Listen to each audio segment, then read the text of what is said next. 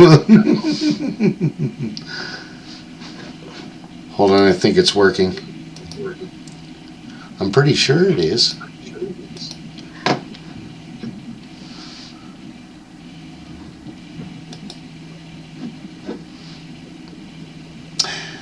Hello and welcome to the Supreme Council of the Master Geeks Lodge. My name is Bill Kelly, and with me I have... Guy, Automotive Detective. Rob Blacksmith. Merry Christmas, Happy Hanukkah, and Yule, which is coming up. So, since season's greetings, Christmas catcher, we decided to do Yule and the different, the history of Christmas. We thought it would be fun, because why the hell not? So, I think we should start at the very, very beginning. Guy, did you have an outline, or did you want me to start, or because... No, go with a basic history, just give an idea. Okay. And I'll add in how... Go ahead and write your essay, and then I'll play English teacher. Fair enough. Bastard. Okay. It's not true. He knows who his dad is. So, it's cool because... Wait, do you want a history or a personal opinion? Because I have plenty of both right now, because it's... Okay, history, so we can get to start and go off on where we want to go. Why is Yule so important? Why do we celebrate at all? You got to look at... Give a history of Yule and where the whole thing started. Fair enough.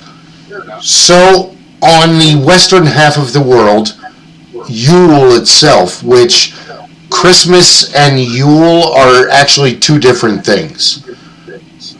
Yule is actually later in January. It's the...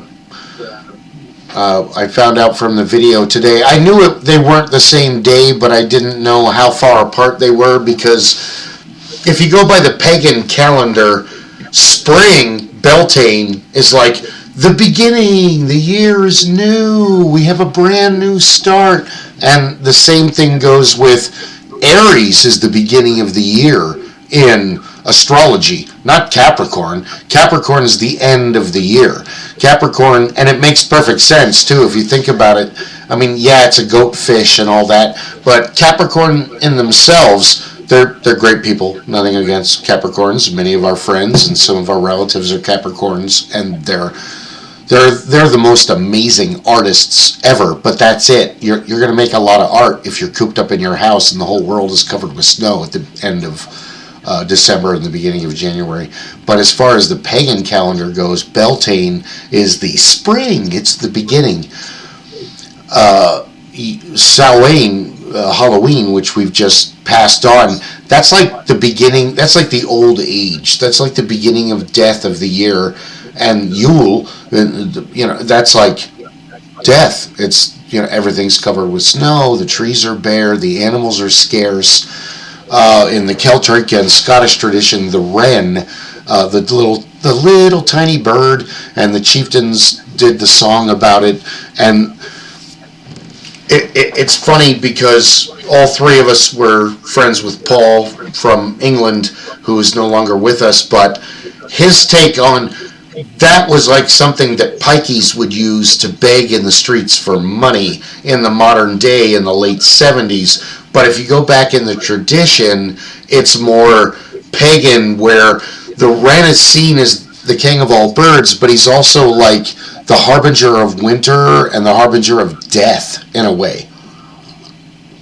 Because out of all the pagan divination things, wrens and ravens bring the most power when you're trying to spy on people or see the future or all that other fun stuff.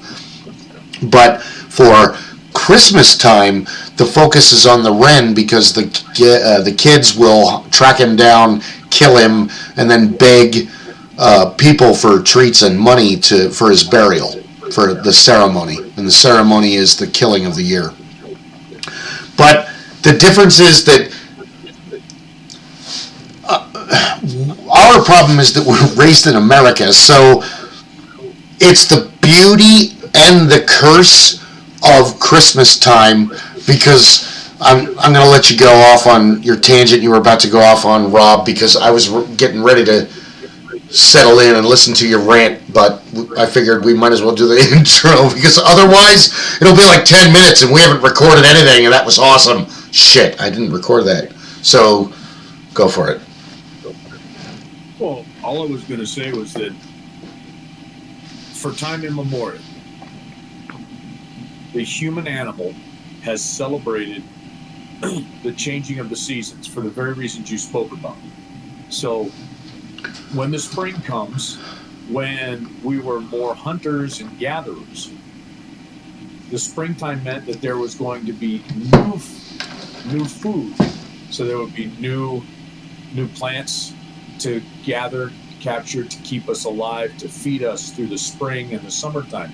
We would also know that we were going to see the rejuvenation of our game animals. So in the springtime, you hoped for a good springtime because you knew you were going to have, you would have deer, you would have elk, you would have all of these game animals. They would be giving birth, and they would be providing new animals and new members of the herd to sustain your tribe for that period.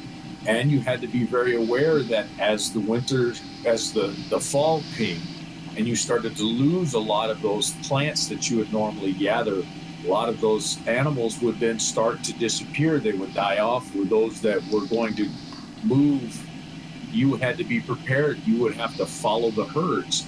So all of the religious ceremonies that we have in every religion around the world have followed that same standardized pattern of being thankful to deity, to the gods, to the universe for bringing us each of these steps in the year, which also translated as we became more intellectual, as we thought more about it, it translated into the life. That's True. Why you have things like you have Baby New Year and Father Time.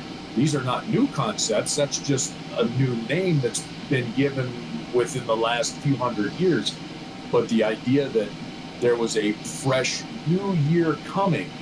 So you speak of Yule. Yule is actually the failover point.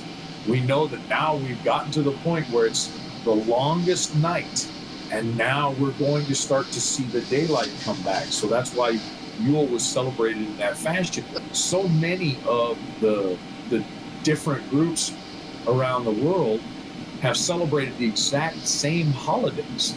Southern Hemisphere, Northern Hemisphere, they just celebrate the holidays in reverse. So Southern Hemisphere, the longest day is at our point the longest night, and True. Vice versa.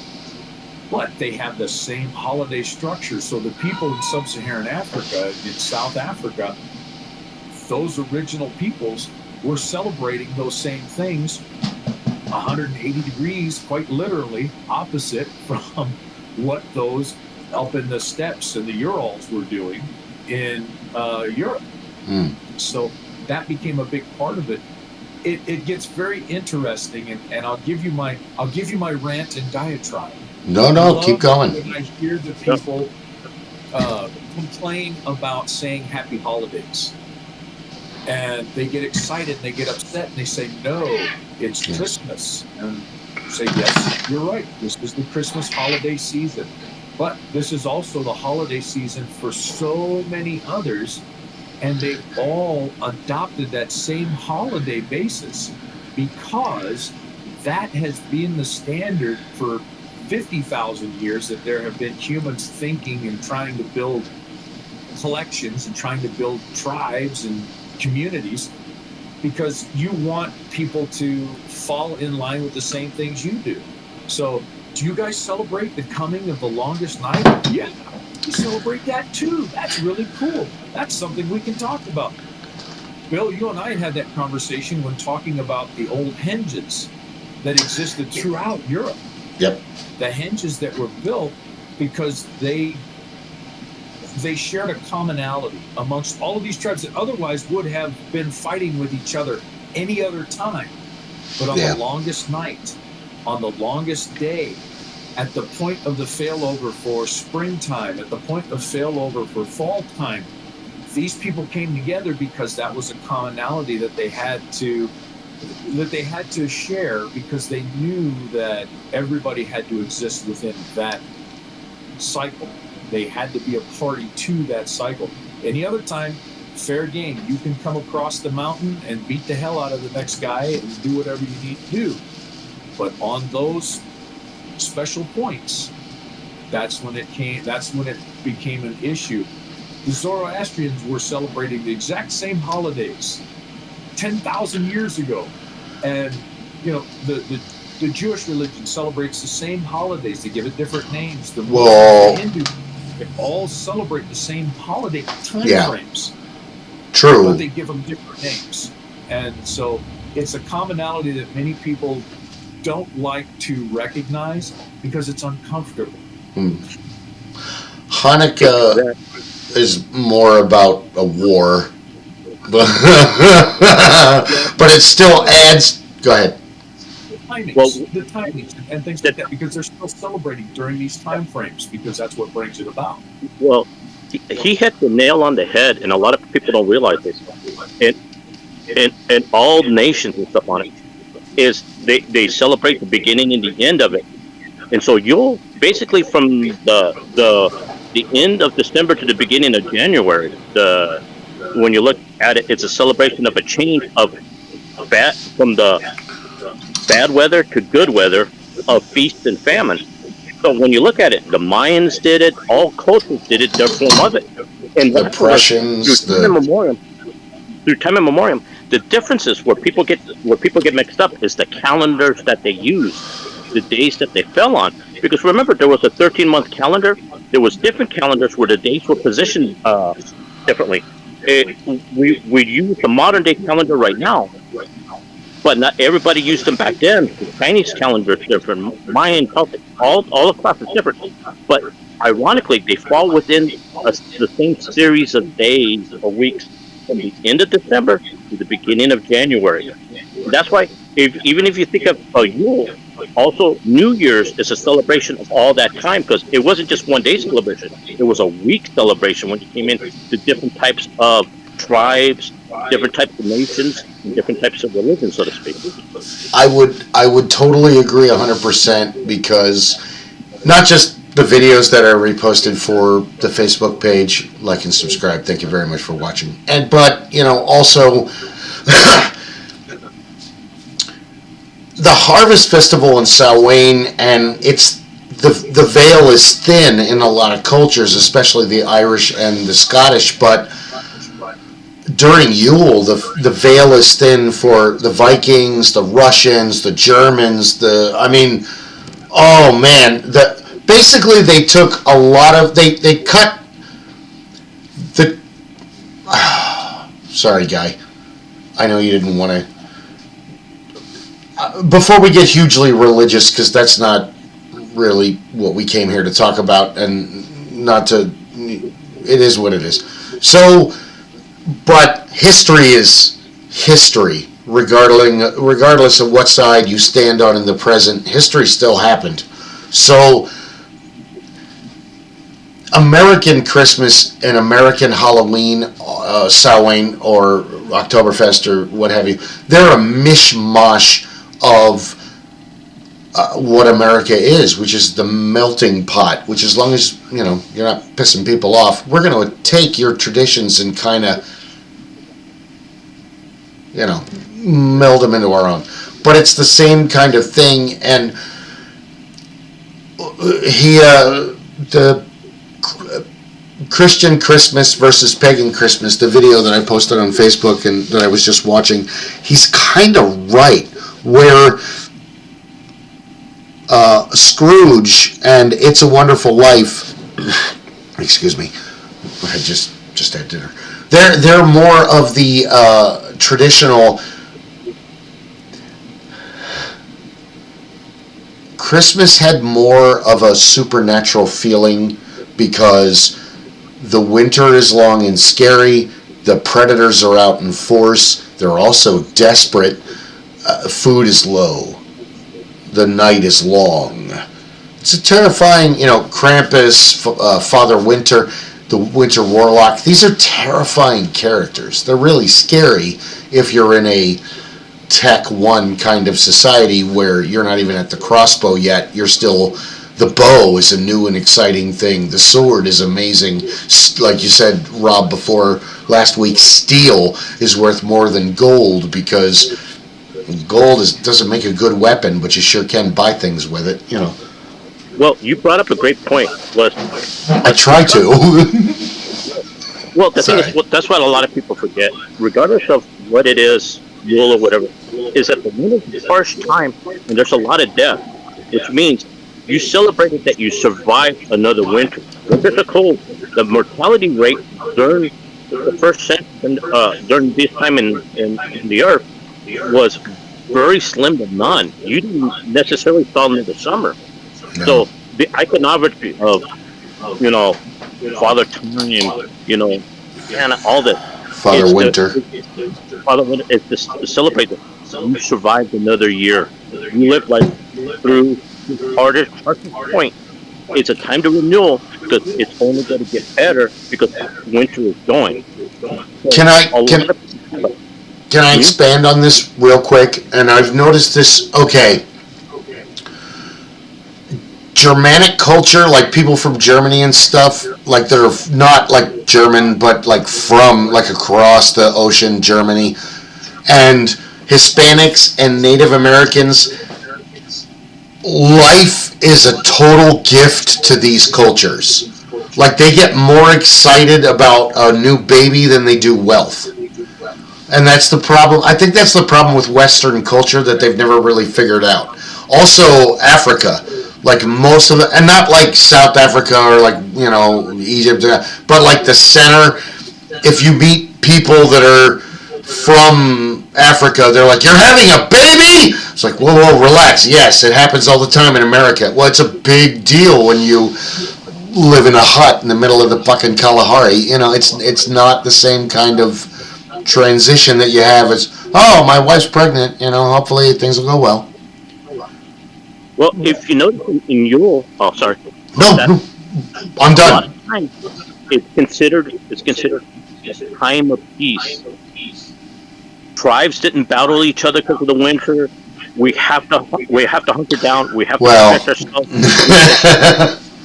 Depending on where you live, because in cold countries where this originates on it, winter is deadly, and you're limited on where you can go and stuff. Even in Japan, they held down in the villages for the winter.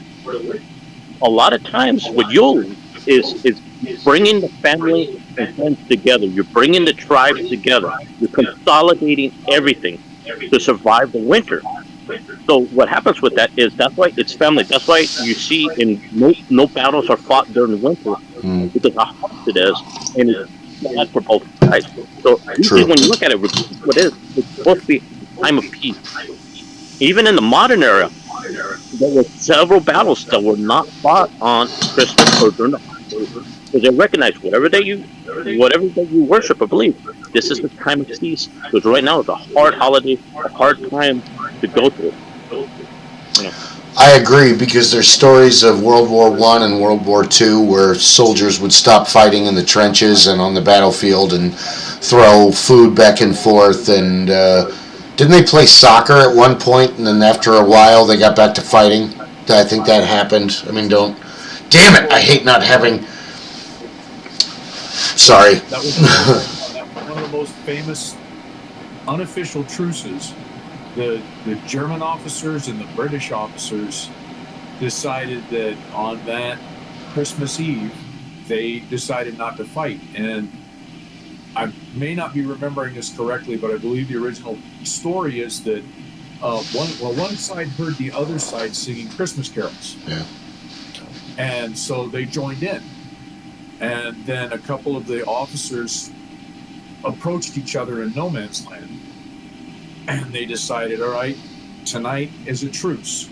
And they shared some food. They shared some alcohol that they had. There was an impromptu game in one area along the trenches, and then after that they broke sides, of course, and went back And my understanding is, I believe that there were a number of the officers, potentially on both sides, that were threatened with court-martial because of it.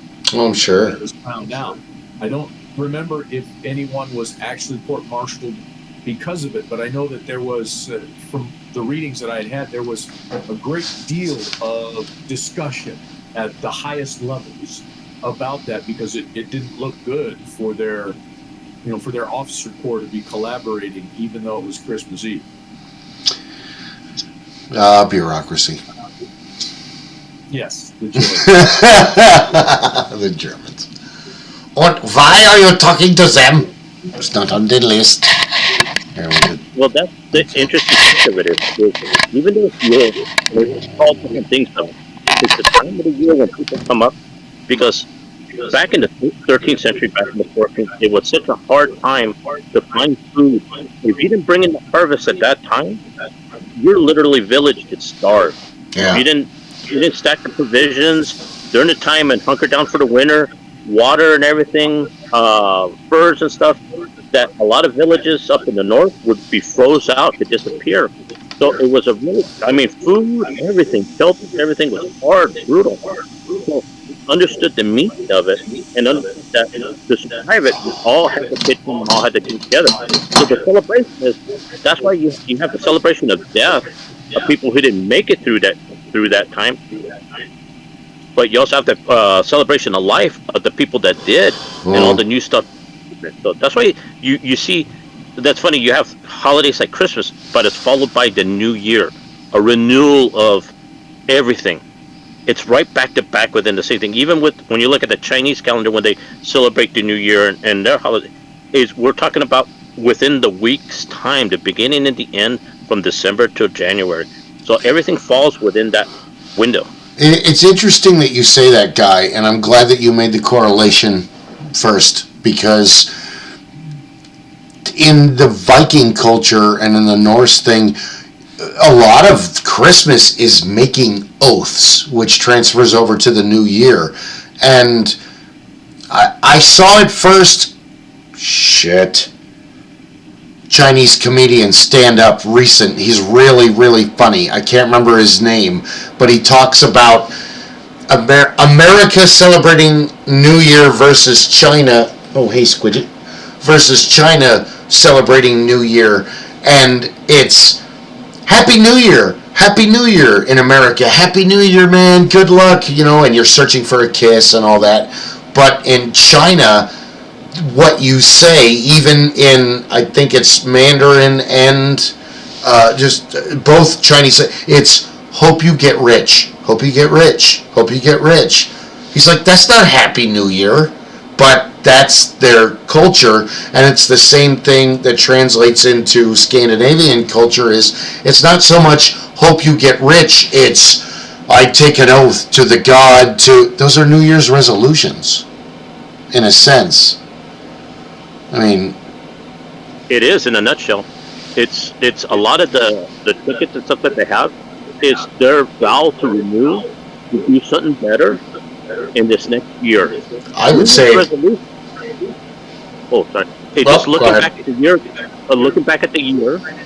and the wants and whatnots, the failures and successes, and the time to succeeded, and to ruminate on it, then to make like a pledge or an oath, or an announcement of what your intention is for the next year.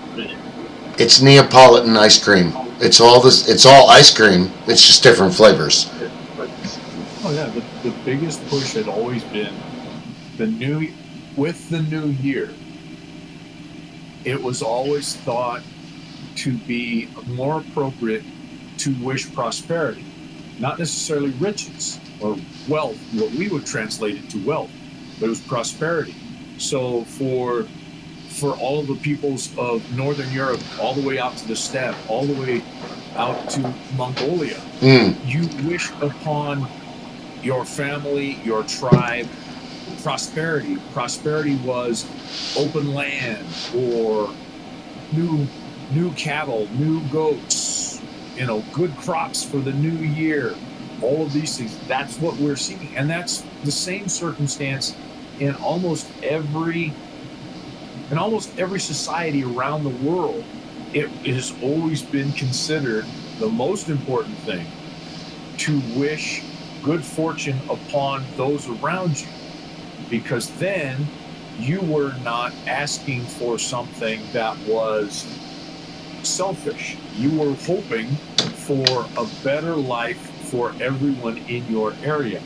It's interesting, you spoke about the Chinese. The Chinese have, for millennia, had an aversion to proclaiming out loud their own worth and value, to say, look at what I have, look at these grand things I've done, for the possibility of offending the gods and putting themselves then in a bad place. They say, no, mine is okay, mine is not as good as others, mine we're able to keep going forward, but boy, I do hope for so much more for so many others, to be humble, that humility position. And that's another part that comes about in all of these religions. Many of these religions, they want you to be humble before the gods, before the universe, whatever the case may be. Present yourself as humble. It wasn't until people started to develop true narcissism and genuine kingships and the like, where you started to find those people who wanted to hold themselves above so many others and present themselves as, oh no, I now proclaim myself to be closer to the deities than you or anyone else. Before it was always, no, I'm humble. Yeah. I'm humble before the gods, before my brethren, so that I am not seen as that bad thing. Because that harkens back to the oldest time. Yeah. What would you do in your tribe if you had a guy that was nothing but a pain in the ass? He was using up more than he needed to. He never wanted to help. Thought he was better than everybody else. Pretty soon he didn't have a place to live. Or you eject him. You know, what happened to Joe? I don't know. I think the lion got him. No, it's the dichotomy and the grand opposite of, say, Marcus Aurelius and Commodus, his son, where Marcus Aurelius is the stoic. He's the one that you model your life after, where I should be giving more than I'm taking. I should be doing more than I'm, there is no me. All I can do is help and assist.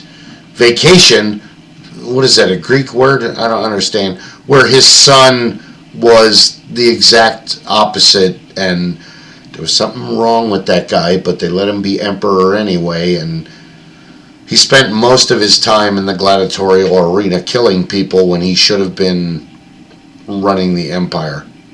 So I'll give you on that one. I agree 100%. Oh, sorry, guy, go ahead. Saying is the thought and stuff behind Yule and all the rest of it was when they say glad tidings is you were thankful for what you got, for what you survived, and everyone shared in the bounty. So this is the difference when they call seasons greetings and so forth. You wish blessings and prosperity to the other individuals because you were part of a family, you were part of a community. So the community all shared in the burdens, the struggles, the rewards, and the benefits.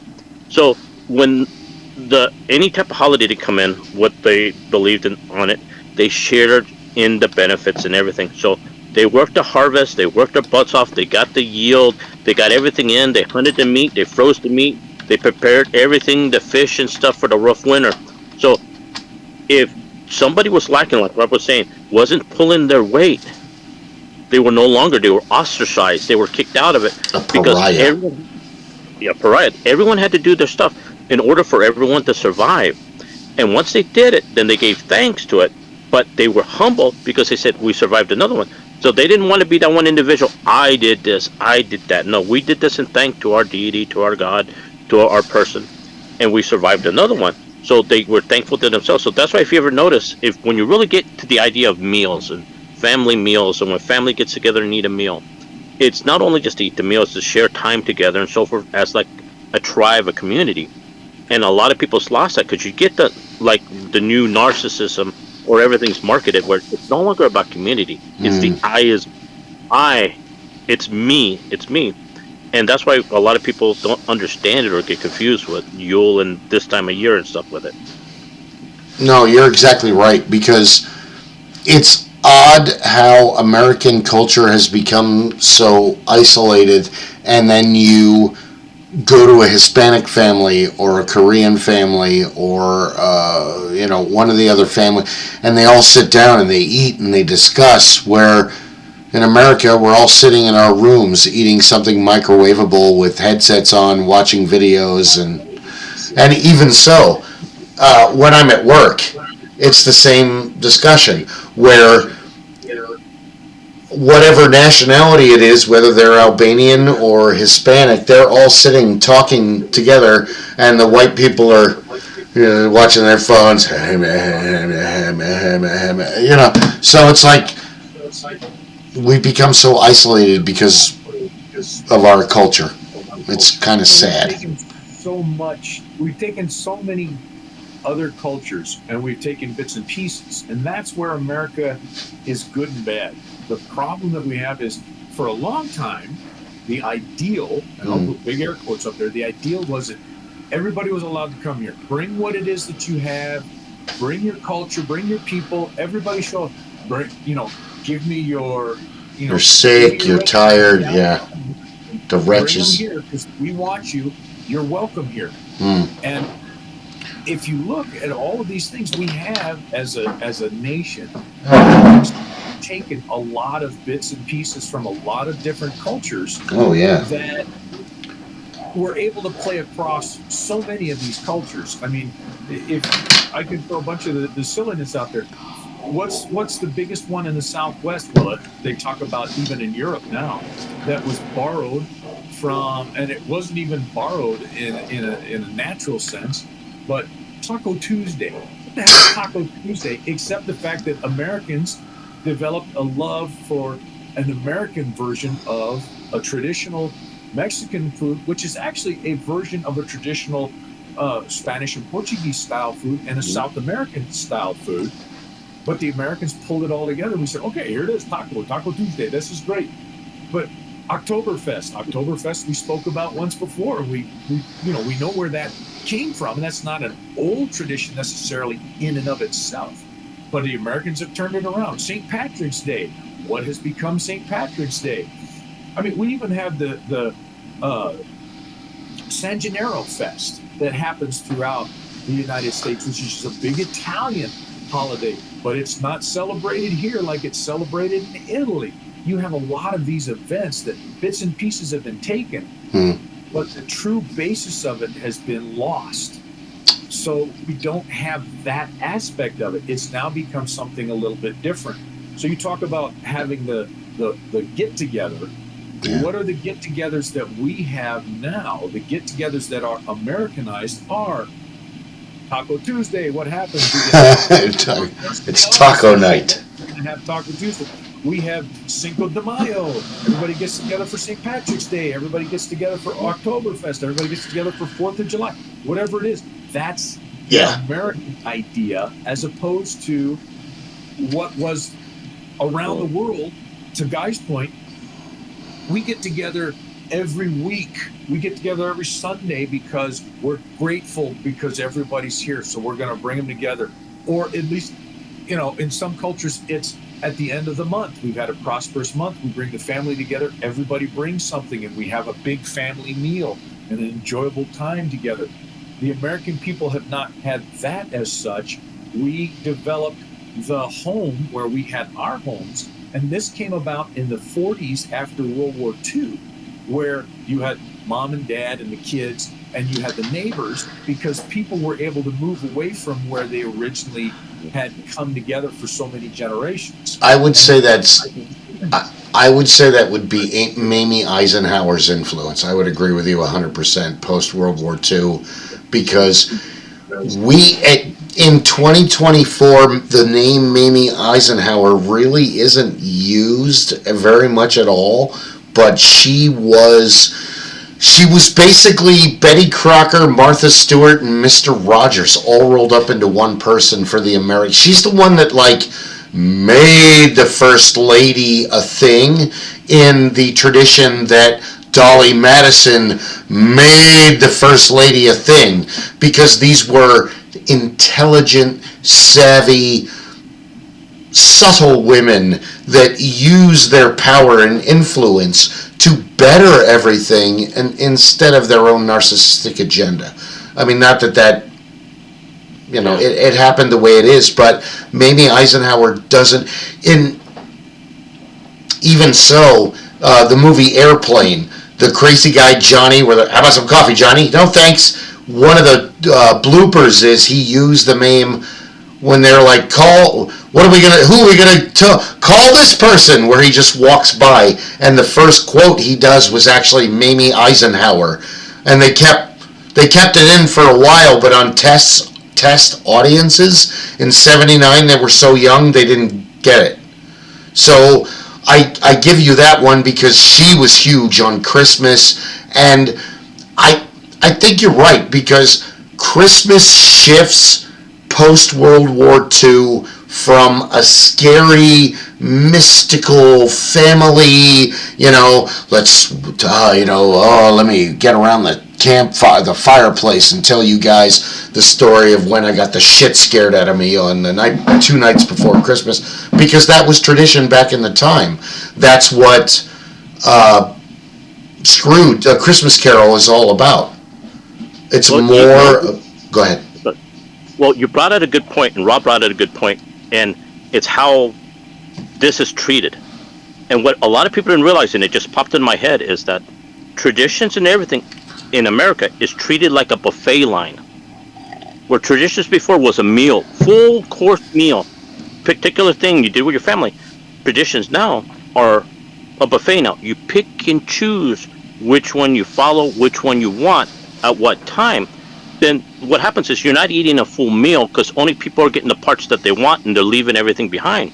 So basically, that's why you don't see people eating together anymore. Going back to what you were saying, Bill, and so forth, you see that happen, and it just propelled itself over time.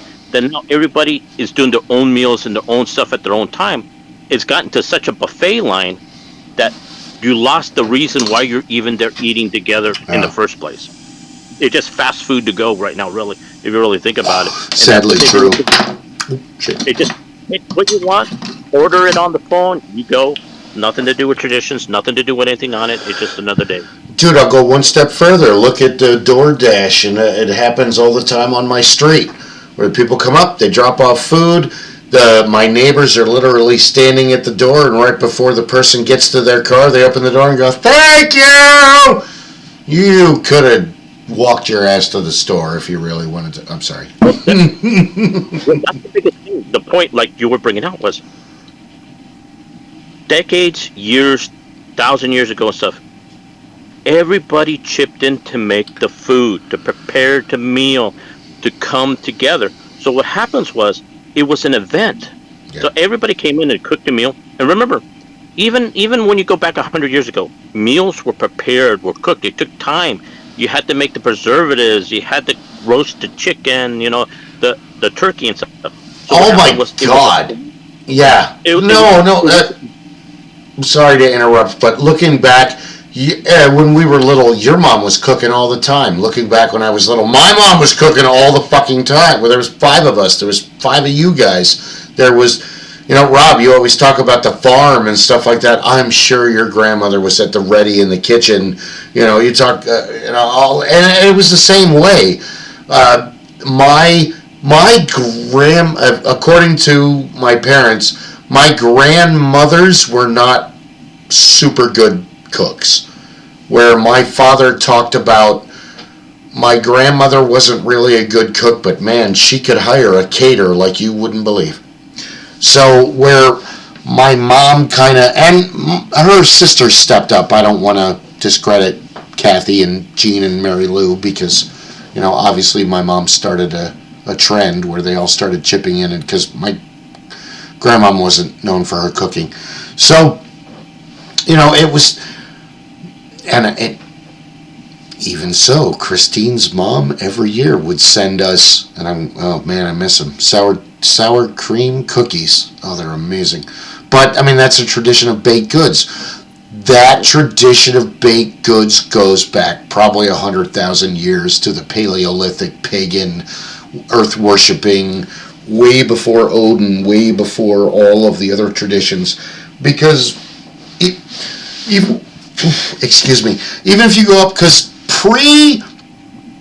you have to remember that most cultures, like China, like England, like Ireland, like all of them, they start out as like one kind of way, and like the old hold on to those traditions, and then the young decades later go, wait a minute, I heard a crusty old guy talk about that a long time ago. And then they go to the local library and suddenly they want to, like Saturnalia and what's his name, Marilyn Manson made a song about it recently because it's the traditional song. Saturnalia Saturn worship kind of goes back to pre-Roman, taking the gods from the Greek, and he's more of a farming god in the beginning before Saturn becomes more associated with time. But Saturnalia is brutal. I'm glad we don't practice it anymore, but traditions of it have been monkey see, monkey do, all over the world, not just... Go ahead, sorry. Well, even at that, and a lot of people forget about this. A lot of people really don't know. When you go back to the Samaritans, when you go back to the Ethiopians, the Babylonians, and so forth, they shared the Yule.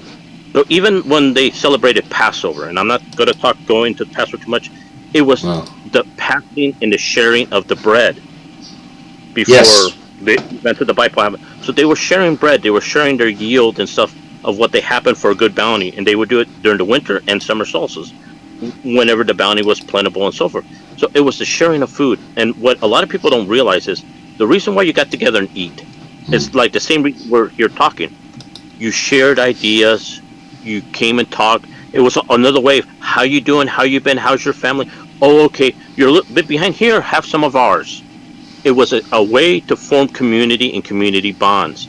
So family, it's the structure of it. So when you sat down to a meal with your family, you introduced yourself back to your family, you found out what was going on, anybody needed help. It was to pull resources.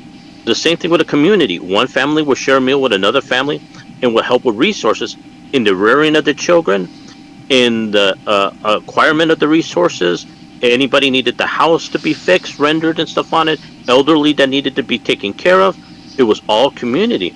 And right now, it's all individualism. So regardless of what blanket that this holiday is wrapped in and so forth, and it was sharing the community, the give, the bountiful, thank for the bountiful harvest, and to enjoy the fruits of their labor. Yeah. That they survived. So the bread, the cake, the pie, all that stuff that we enjoy now was a way that saying, we had a good year, I hope you have a good year too, here you go. You pretty much nail on the head, but you're right, because it's each nationality has a different spin on it, but it's all the same. It's all the same, and that's as it should be. You should want to burn a giant log in the middle of the party in the middle of the dead of winter and get busy with your lady and all that other stuff. That you should be doing that. That's human nature. I think it's directly like, dude, I don't know what happened last week, guy with the ribs. You probably ate so much you fell asleep like the rest of us. But we got into a deep discussion about, on Tomahawk Night, we got into a deep discussion about Stonehenge, Woodhenge, and oh my God, that I should have looked it up this week. I'm sorry, ladies and gentlemen. That's so much going on with work, and my body hates the 3 to 11 schedule, but I need to work it, and the stories of mayhem at the resort I work at just keep going. So we are hoping to do a live feed in October, end of October, so, or maybe even sooner. So the real main thing is that Christmas is a time of reflection, like all end of the year, and it makes people kind of desperate in a way, not an emotional sense. Yeah, I mean, it like we talked about earlier. This is the waning of the year, and this makes people reflect on the waning of life. So the earliest civilizations, a generation was 20, 25 years before someone passed on. And they're dead. It was very difficult, very rare. An old person was in their 30s. They were the ancients. As the generations went along, as societies formed, you had groups that grew and they were capable of doing more and supporting each other a little bit better. Then the generational time frame expanded little by little over time. And so the whole idea of the waxing and the waning of the year started to lose a little bit of its depth. If you only lived 20 years, each time a winter came along, you realized, hey, I'm getting closer to the point where I won't be here anymore. So as you've got people now who are living longer and longer, the waning of the year becomes less important or less of a thought to those that are not approaching that aspect of life. You know, if your lifespan is expected to be 80 years, you're 25 years old, you're not necessarily thinking too much about the waning days of your life. You have a touch because you have, if you knew your grandparents and you watched your grandparents pass and things like that. But it's not hitting as hard as somebody who knows, well, you know, I'm 70 now, and, you know, the angel of death is going to come knocking at my door sometime, and maybe I'm not going to open it on Christmas Eve or New Year's Eve, just in case there's some guy standing out there in a black robe with a sign wanting to offer me a ride in a black carriage. I'm about to go deep into yesterday and the psyche and the family, but I was out at the ranch helping move engines and transmissions. Oh my God, the muscles in my ass are still killing me at every step. Sorry to give you a TMI. But at one point, Beth called me and we sat down and talked about I've been trying to give her the truck to go get my mom's decorations out of the storage unit all this time. And at one point, we got to the silence point, and I'm like, we never really realized how much, even at 2 years later, even though it's still relevant, Dad really was not only the glue of the family, but the deep safety of the whole goddamn team, where all of the stuff that we're fretting over right now would have already been taken care of. So it's more reflection the older you get, or if you're oh God, and I'm sorry if this happened to you in life, if you're unfortunate enough to lose the most important people to you early on, holidays mean a little more. It's the difference of going to a holiday at like work and they're like, yeah, this is great. And then you go to like a nursing home or like a VFW or one of the more traditional places where people have been there for a while. It's a whole different thing. If you guys will allow me, I would love to go on my holiday rant because I think it's relevant to the thing. But mostly my holiday rant is geared towards Halloween, which Halloween is the best fucking holiday ever. But I really love Christmas. You can have your cake and eat it too. But Christmas, go ahead, Guy. Well, you brought on a point, is that a lot of times for people of old and for people that survived horrific things, because remember, people in the Middle Ages, people in the early things, they were almost life-ending events, plagues, pestilence, famines, and stuff on it. So again, life expectancy was short. You made it through a year. You did it through the skin of your teeth. So families got together, they pulled together, so they created a bond.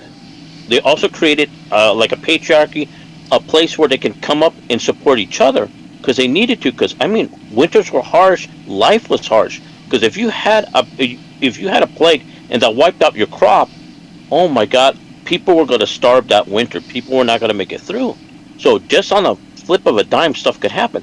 So during the holidays, that's why a lot of people go in for perspective. And when you lose a patriarch or you lose somebody that they came into the family, it's a big loss. Oh, so yeah. Holidays are bad for people because they reflect on what they don't put their mind to the beginning of the year. Yeah. You know, it's the whole year. Then at the end of the year, they reflect. Oh my God, I went through. I can't believe I did this. I can't believe I went. And anything that happens during that year.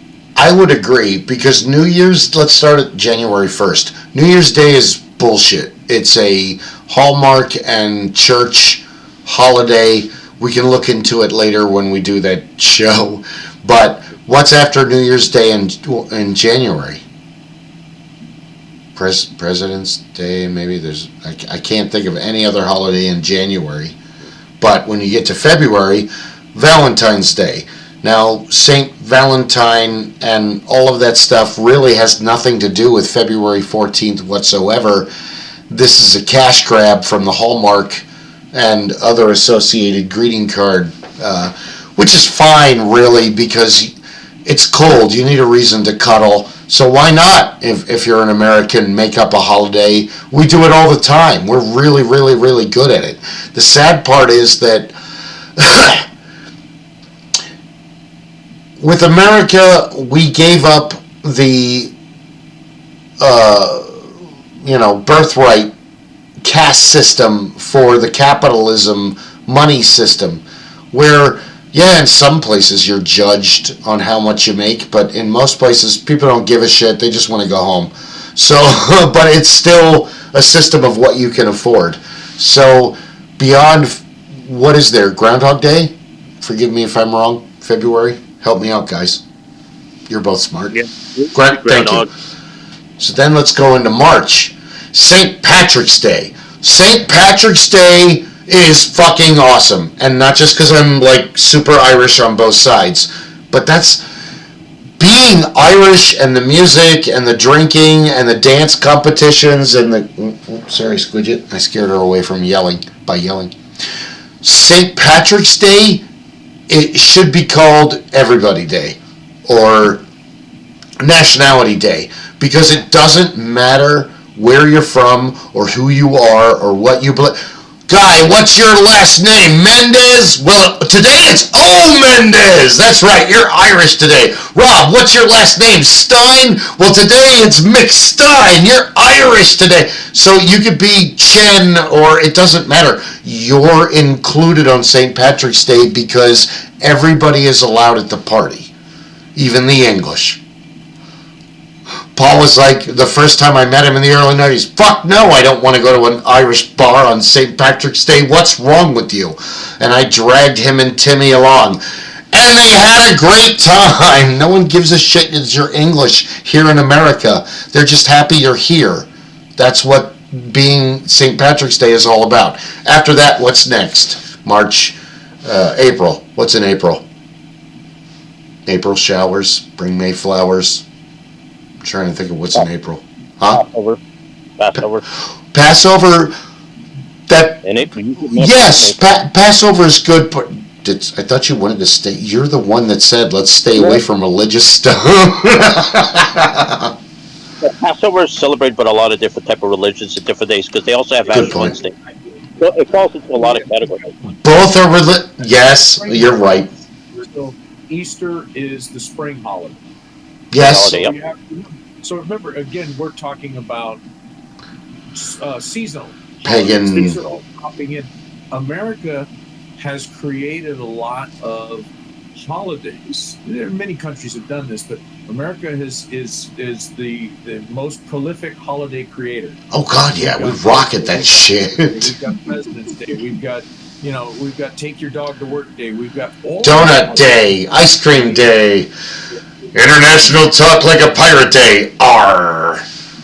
But where have all of these come from? Because America, again, and because America's a melting pot, so we're going to pour everybody into a bucket. I've got a great big whisk. We're going to mix it all up. We're going to pour this shit out on the ground and see where it lies. Yeah. Everybody gets a holiday for something or other. And that's what it kind of struck me as you were talking about the loss of a patriarch or a matriarch in a family. What's something that always happened? I remember seeing it in my Italian side. When the patriarch passed, until the 70s in my family, when the patriarch passed, there was an official passing of the torch. So there was a new patriarch that then became named in the family. In the past, there would have always been a new patriarch and a new matriarch announced at the passing of the previous one. True. So in centuries past, in the 15th century, 14th century, all the way back into, before the Common Era, there would have been a formal passing, and originally this is the firstborn child, the firstborn son, whatever the case may be. That was then they were made the leader of the family, the clan, the village, whatever. That's what translated into the inheritance standard. The firstborn son always inherited from the father. Lion's share of the stuff, yeah. Exactly. That became, but you don't see that as much within the last century. You don't see that necessarily in the same formal manner that it had been in the past. So when my father passed, quite literally, I was probably the last of my familial relations who was presented by my uncles, my father's brothers, sister, all of the rest, came to me and said, "You're now the patriarch. He was the firstborn son of the firstborn son. You are the firstborn son of the firstborn son. As a result, you are now, in name, but that was the old tradition on that side in the Italian family." So you don't see that as much. When I pass, that's not necessarily going to happen with my boys. That won't necessarily be something. And the eldest boy probably wouldn't be interested in that role anyways. His younger brother has taken that on from their family side anyway. But it's interesting that you say that, because there's a rift in my family, and Beth and I went to my parents. Look, we don't want anything. We want everything to go to the grandchildren.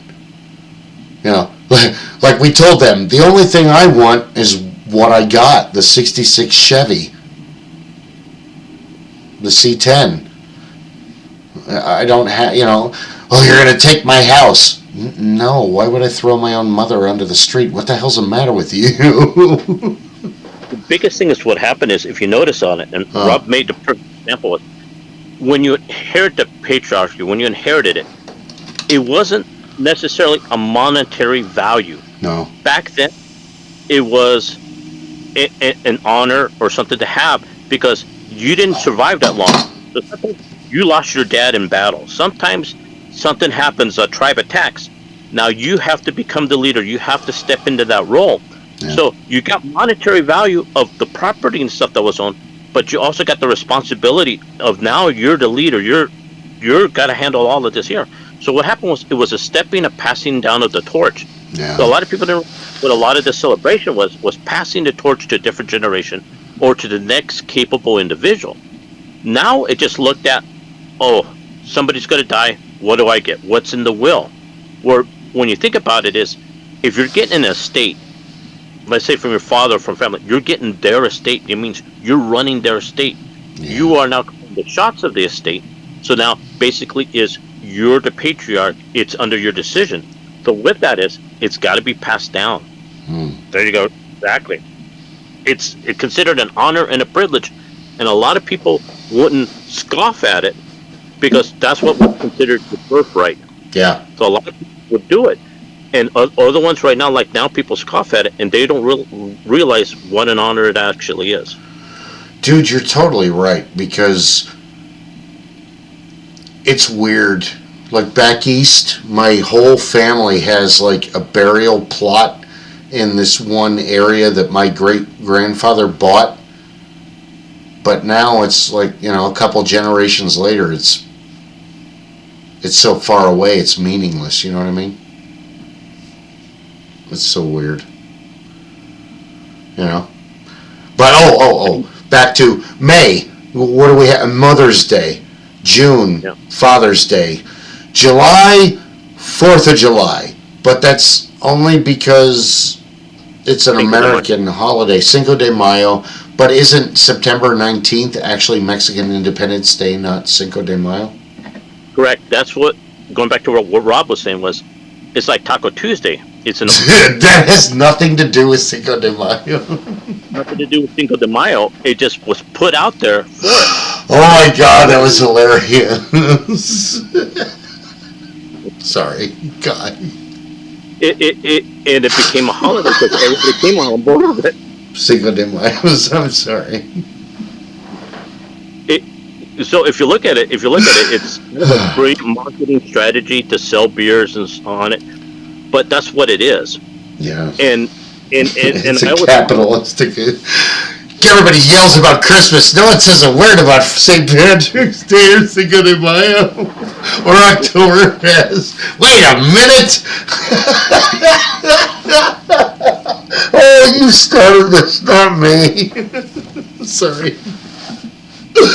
Go ahead, please. Some of the holidays we have, and other people in other countries are like, I never heard of that. Yeah. Some of it will happen just because it happens. Cinco de Mayo becomes a marketing ploy. It became something that becomes so trendy that it happened. Yeah. So now it's in the lexicon. It's here. Everybody knows about Cinco de Mayo. Yeah. And it's become part of the culture. 100 years later from now, the Taco Tuesday may be a thing of the past. Nobody even made it. Yeah.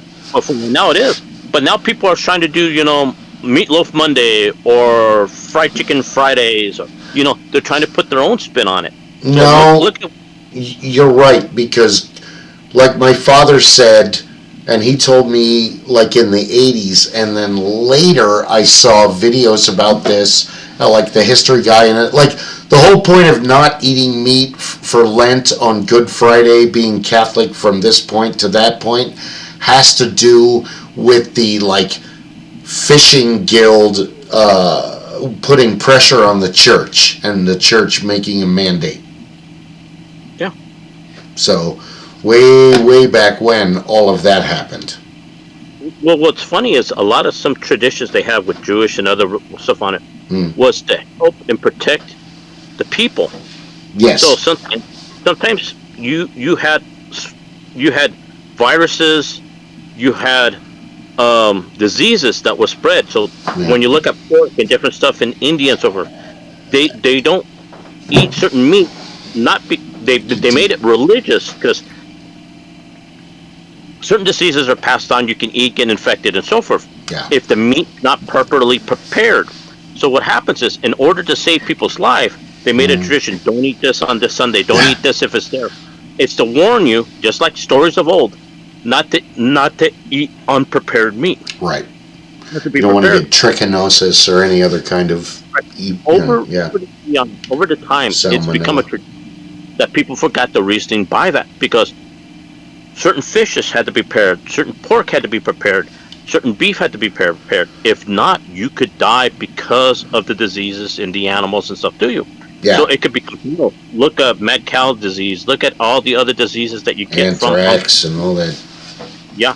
So it was life or death. So back then, salted, all the pork was, that's why the Jews and eventually others were very, very anti-pork. Anti-pork.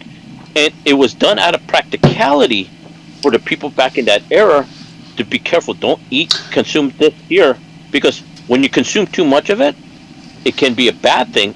And especially when people cut corners to prepare it, then what happens is people will get sick. Then people will think, oh, this is an omen. This is the gods paying us. Oh, no, you're a terrible cook.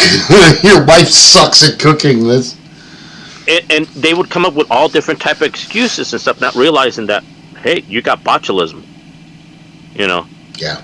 And a lot of times it stemmed from that. For a practicality, in order to force it, you had to believe it or you had to mandate it.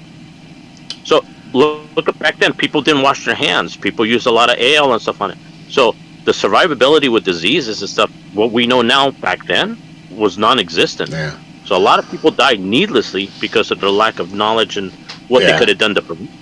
Well, the whole thing of making ale and wine and mead and things like that was to avoid drinking water, because they weren't smart enough to boil it until the late 1800s. And a lot of people would die from just drinking water, even though their bodies desperately needed it. Yeah. That's the difference. Go ahead. So a lot of traditions that we had and that we have here was safeguards put by the local power, the governments, the shaman, and so forth, to protect the rest of the people. Yeah. They were the people. So it's like your dad sitting down and says, well, we don't do that, son, because we don't dance on the roof because you can fall off and kill yourself. Then the tradition, that little segment becomes, well, we don't dance on the roof because it's a bad thing. But the practicality is, you don't dance on the roof so you don't slide off and fall down and die. Then it becomes something else. So when you look at it, a lot of it stems from a basic necessity, a basic thing on it, and it just got perpetuated into kind of something new. Oh, it always happens. I mean, look at, what the topic of tonight's podcast, Christmas. Christmas has vastly changed from what it started out as, and when each different culture gets a hold of it and adds to it and takes away from it, and it was banned for a while in America. It isn't even what it started out as long ago. And, well, there's always, like we just were talking about, Saturnalia, and I'm okay with that one leaving because we don't need to form mobs and bother rich people in the middle of the night and force them to give us money and food. And that's the same thing with the Welsh and the Merry Lude, and you're basically doing a rap battle with a horse ghost for the contents of your pantry. Which sounds way cooler than it would be if he fucking showed up at your front door. Boom, boom, boom! I don't know any ancient Gaelic Welsh. I'm going to lose this, But that's essentially what it is. I mean, it's a rap battle for your booze. For your booze and your stuff in your pantry. For your precious booze. We can't have that. Well, if you look at it, and also too, like with the gift giving and so forth on it, is that things were made and were given to family, to tribes and so forth, to share the wealth in common. And that was changed into giving presents and giving stuff. And it became marketable. But back then, everything was made. You made it.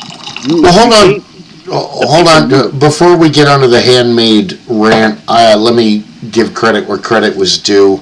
I think it was encountering you, besides hearing stories of other cultures from my parents, not to get super religious, where it made sense, where it's like, oh, you guys don't celebrate Christmas, you go to the movies. And then you get Jewish friends and it's like, oh, you guys go to the movies too. And then like a decade later, Christians are going to the movies and Catholics are going to the movies. So it's like, holy crap, the movies are like the place to go on Christmas Eve and Christmas night. So it was really interesting, and especially working for Jews for many years at Chompy's and other restaurants. It's like, Hanukkah's a huge deal. I mean, later Passover, but it's more of like a celebration than it is, oh ho ho, Santa's coming, You know what I mean? Because what happens basically with it is that you bring family together to talk about family. So it's not like the modern day, the advertisement is, it's forced compliance, forced acceptance. Yeah. You're giving something to somebody that doesn't necessarily deserve it, or you really don't know them. So it's like giving gifts at Christmas to people that you work with. these are people that you never broke bread with, that they never share intimate stuff that they helped out in throughout the year. Yeah. They're just people that you know in passing. So they're not, unless they're true friends of the family and stuff on them, is you're just giving them a gift. So what happens is you're giving them a monetary thing, a gift card or something with it. And I look at it and I'm like, if you really were friends, you would have been generous throughout the whole year. Yeah. Yeah.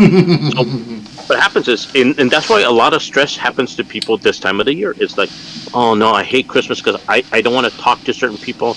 I don't want to be around certain people. It starts from Thanksgiving and goes through the holidays because they don't like the family. They don't like the people around them. They don't want to give things to them because they're not a community and the person's individual.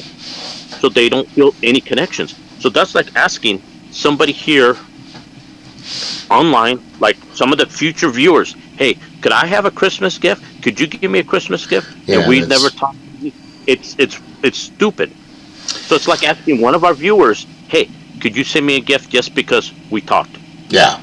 Well, I mean, we don't know friends or family that you've cut off, I don't expect a Christmas gift from you. What's the, I think I said it the other day, what's the Tupac quote? I still want you to eat. I just don't want you at my table. I don't, and I don't wish you hateful shit. I'm going to move on without you. You're going to move on without me.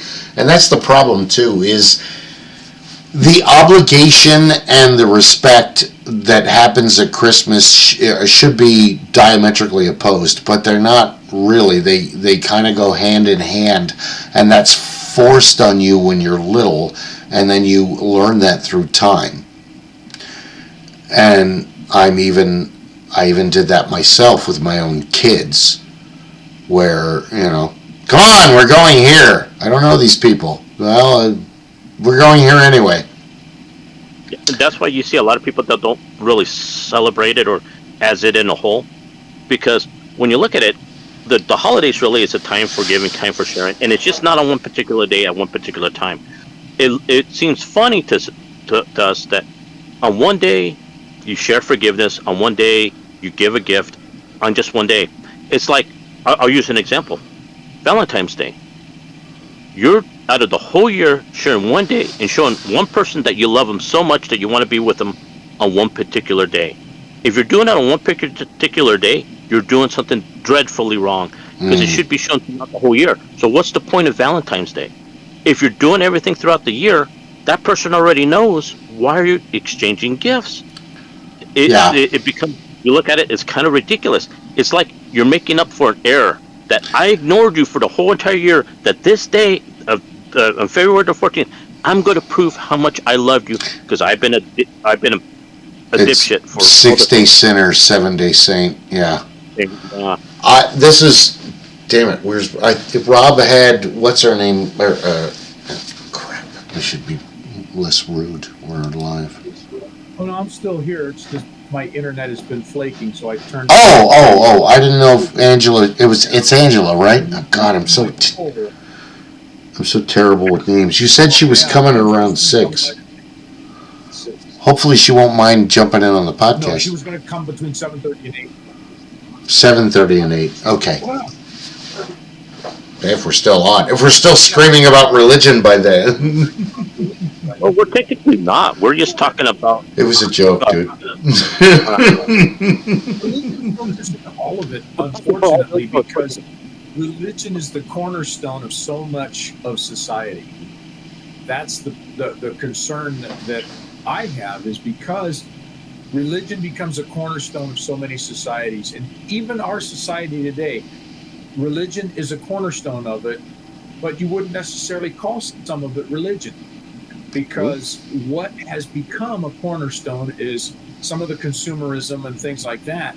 And then people parade out under saying, well, I'm a good Christian. I'm a good insert denominational name here.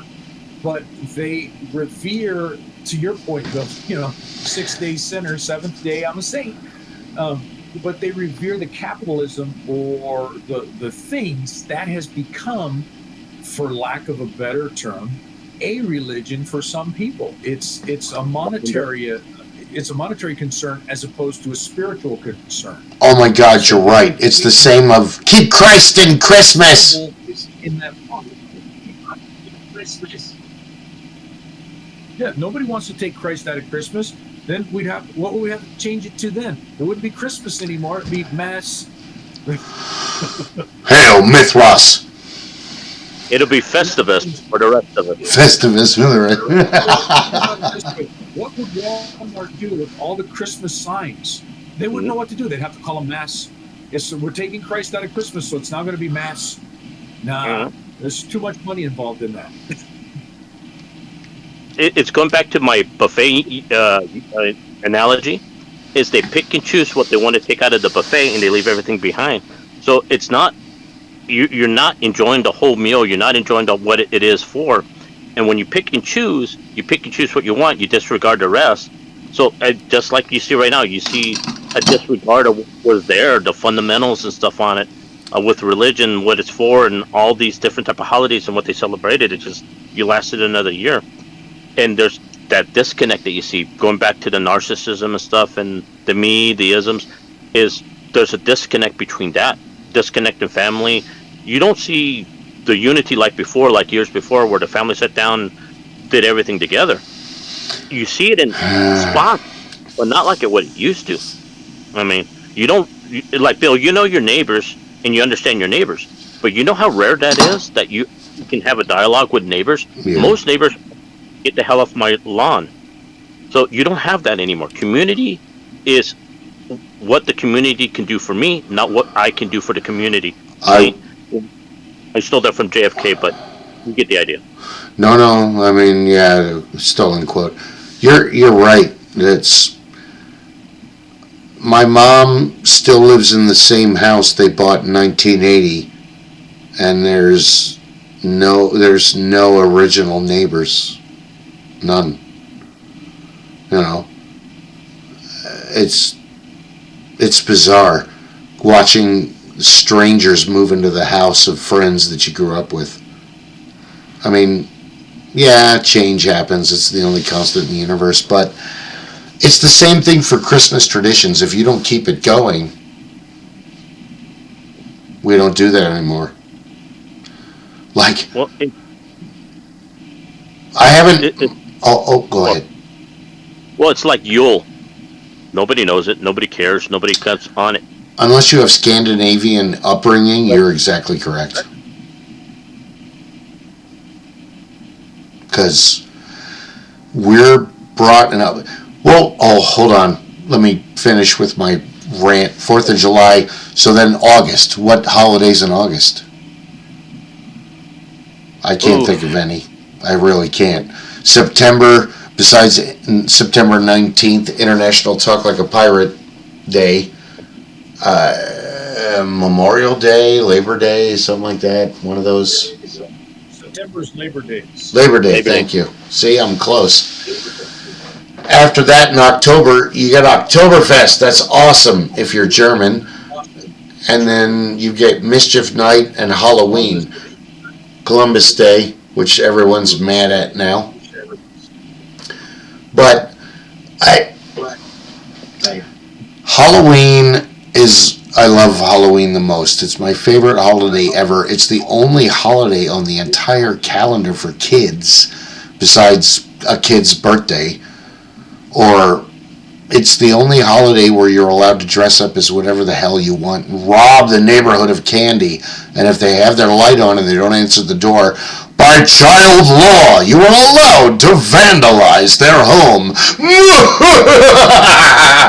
Anyway, besides that, you've got November, Thanksgiving, which I think Arbor Day is in there too. I missed that somewhere. American holiday is Veterans Day. Yes. Oh, Veterans Day. I don't mean to brush over that. That's very important. Veterans Day is very important. Favorite holiday in November, Election Day.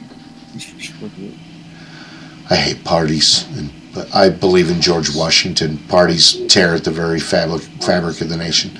That being said, but Thanksgiving is awesome, but it's the same thing with the cast of characters of the year. Cupid, Easter Bunny, Jack Frost is in there, Leprechaun, St. Patrick. Other than that, April Fools, we forgot that one. Huh? Here's one. Here's a U.S. holiday that has taken the world by the throat. What is the day after Thanksgiving? Black Friday. And I have seen advertising in Europe for Black Friday. The saddest part is now, that Europe does not celebrate Thanksgiving. Mm-hmm. Why the fuck would they celebrate?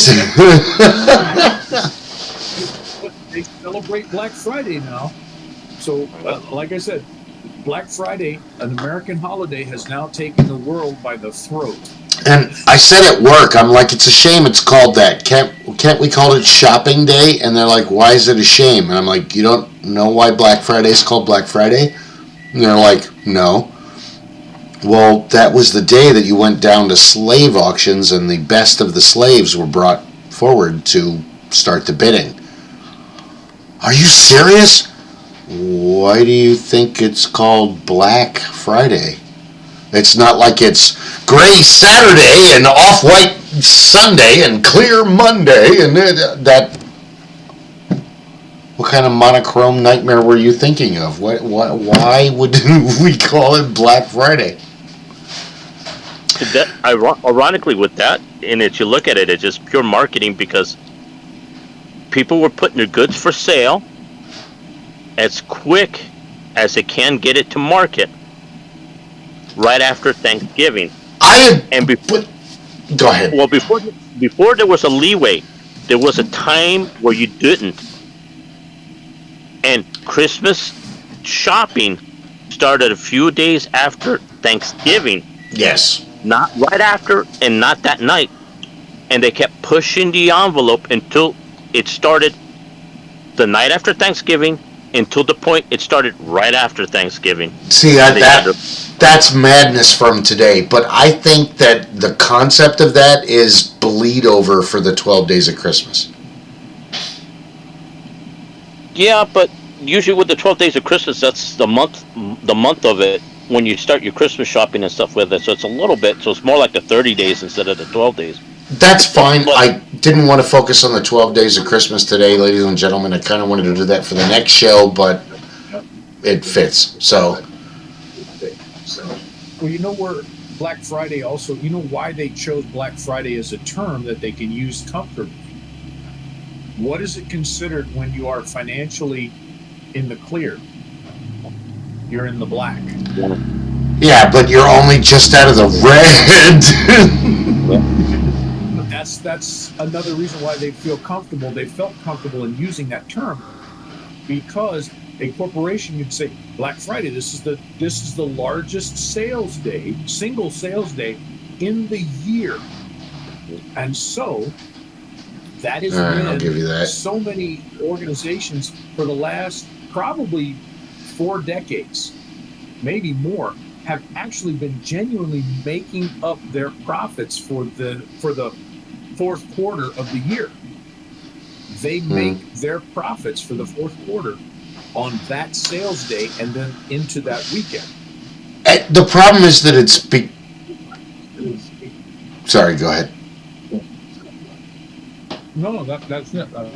Oh, see, I especially like, hearing the 12 Days of Christmas song and all that other stuff, but, like even the Bob and Doug McKenzie version of the 12 Days of Christmas with Americans don't really celebrate Boxing Day, and if you tell them it's Boxing Day, they don't have any concept of what the hell that is unless they have English or Canadian friends. And traditionally, Boxing Day, December 26th. That's the day you're taking stuff back.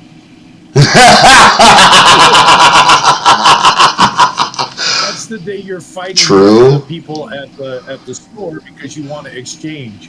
Boxing Day, December 26th, standing in line with 80 other people at Target or Walmart. Take your pick. Well, you realize going with Black Friday that it brought in another phase that a lot of people don't realize. that with Black Friday, if you weren't there early enough to buy the products and you missed out, it introduced FOMO, the fear of missing out, because of shopping, because of Black Fridays, because of the battling you had to do to get certain products. The battling. Well, you're right. And for that, because of Black Friday, then all of a sudden in the lexicon, you heard about FOMO, the fear of missing out. Well, if you don't get there early, you're going to miss out, and you're not going to get that. Nope. That's where the FOMO started from, was the Black Fridays. If you didn't get that supply, if you didn't get that Tickle This Elmo, and they sold out, that Cabbage Patch Kid, you missed out. I think there's always been the madness, but I think in the modern day, in the 80s, the Cabbage Patch Kids pretty much started that crap. Yeah, because we never heard FOMO before then. Before Black Friday and the other stuff, you never. It wasn't a thing. Well, the problem is that the calendar is designed at the dating couple. From New Year's Day to all the way to Christmas and New Year's Eve, the calendar is designed for people that are dating and to spend money on, this will be our first Arbor Day together. This is our first, all the different. Christmas and Thanksgiving are really the first family holidays. But I mean, even Christmas, you can open up presents in the living room any day of the year, really, with your family if you time it right. Or it was funny because up until I was a teenager, Christmas was Christmas. But then when I was a teenager, my mom's coming into town on Thursday, so we're going to have Christmas 2 days after Christmas, and all the other adults, that's great. Meanwhile, the teenagers look at each other, you're allowed to do that? That's a thing? And then when you get older, it happens to you. And then you're like, so it really is the spirit of because the best thing about, and I know we're going more into Christmas than Yule, even though we started talking about Yule, but the best thing about Christmas is, I said this today in the checkout line at the grocery store before we started the show, because I had to buy a few things. Forgot some stuff too. I'm not smart enough to take a list with me, because manly man need no list. Men remember everything. Get home. Oh, fuck. Forgot deodorant. The people at work tomorrow are going to pay for that. Anyway, Christmas has the best list of manipulation movies and themes ever from any other holiday. Christmas is the best, and we're talking about even before A Christmas Carol, where supernatural beings manipulate Scrooge to be generous and kind and loving, or else you're going to die and be a horrible afterlife. Holy crap. I better be nicer to, what's his name? But it's the same. Recently I went back and I watched older Christmas movies. I love It's a Wonderful Life. It's one of my favorite ones. Miracle on 34th Street, one of my favorite ones. And I'm talking about the old Frank Capra ones. Have you guys watched the other ones? Bells okay. No, hold on. Don't just give me a blank answer. Bells of St. Mary, have you watched it? It's horrible. Just tell me if you watched it or not. No. Okay. No. It's a manipulation movie. Basically, Bing Crosby and Ingrid Bergman, whatever her name is, they manipulate the guy who owns the property next door to sell it to the church, to make an orphanage and a bigger school. And the guy that's the bad guy in this movie, but turns into a good guy at the end, is the guy that will later play Mr. Potter in It's a Wonderful Life. Same actor. Wow. Barrymore. Because he used the same actors in different roles. Same thing with The Bishop's Wife. Have you seen the original Bishop's Wife? Not the one with Denzel Washington in the 90s, but the original black and white. Yeah. Story of manipulation. but it's angels manipulating us, and then they're going to wipe our memory. That's the whole movie. I've just given you the entire damn movie in a nutshell. The one that bothers me the most and digs at my soul deeply is White Christmas. Danny Kaye, Bing Crosby, Vera, the other girl. It's a Wonderful Life. No, White Christmas. Have you watched it? No. Let me give you the recap. Let me give you the Reader's Digest. Let me give you the Siskel and Ebert. For one, it's a musical. So, okay, I enjoy a good musical. I thought I hated musical until I realized a lot of my favorite movies are musicals, like Blues Brothers and others. A funny thing happened on the way to the forum. But White Christmas is a musical in the 50s, and really the movie has very little to do with Christmas. It starts off in World War II. We're at war with the Germans. Bing Crosby and Danny Kaye have an act, and they're going to more of the USO kind of enlistment. While they're doing a show, the Germans bombard, or the Italians bombard where they're at, and Bing Crosby is in the way, and Danny Kaye pushes him out of the way, and a wall falls on Danny Kaye and fucks up his arm, his shoulder, okay, or his elbow. So then they flash forward. Now you're in the recovery area, and the problem is that in the storyline, Danny Kaye is more of a talented dancer than he is a singer, and Bing Crosby's the better singer, and Bing Crosby wants to do his own singing career, but Danny Kaye manipulates him into staying as a duo and not going off as a solo. But every time through the whole movie, Bing Crosby tries to leave, Danny Kaye just goes. No. So it's 2 hours of that and dance routines and singing. So you're met with the fact that people love this movie because extremely talented people are doing pretty awesome routines. But underneath the surface of it, it's a club sandwich of manipulation, like most Christmas movies, where the girls are manipulating Danny Kaye and Bing Crosby, and Danny Kaye and Bing Crosby are manipulating each other, but as united, they're manipulating Hollywood, I guess, to make enough money to help their sergeant to hold on to the ski lodge in Connecticut? Because that's the end of the movie. They all meet there. Meanwhile, they sing the movie White Christmas two or three times during the movie. The last time being the last time. So the problem is,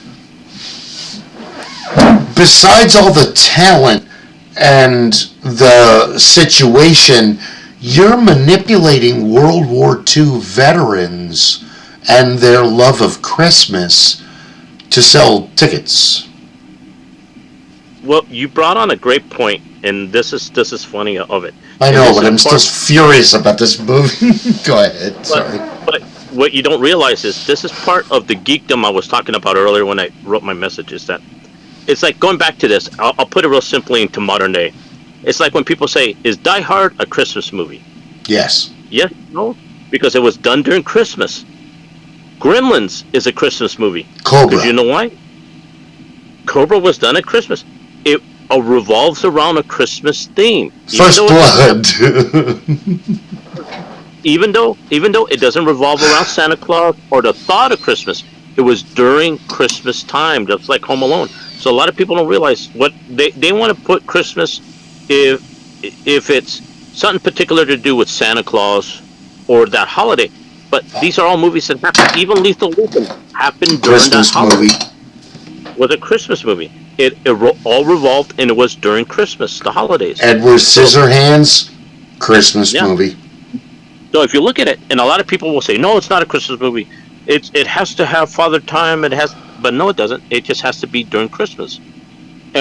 So a lot of movies, when you get people like in the fandom and so forth of it, like you, and Christmas is kind of like a fandom, because if you realize it, there's collectibles, there's people that look for movies and stuff in it, and they fight over which movie is Christmas movie. People collect odd things like elves, tree ornaments, different lighting fixtures. It's its own fandom. And when I was doing the research for Yule and stuff, I kept looking at like, wow, people who like Christmas are really geeks, because the stuff. Look at all the money that they spent on Christmas plates and the different types of plates, the ornaments on the tree. Did you know that there is an aftermarket for vintage ornaments? I believe you And 100%. So, and the lighting and the fixtures and the tree toppers, there's people that collect them, and they're vigilant about them. Oh, It's yeah.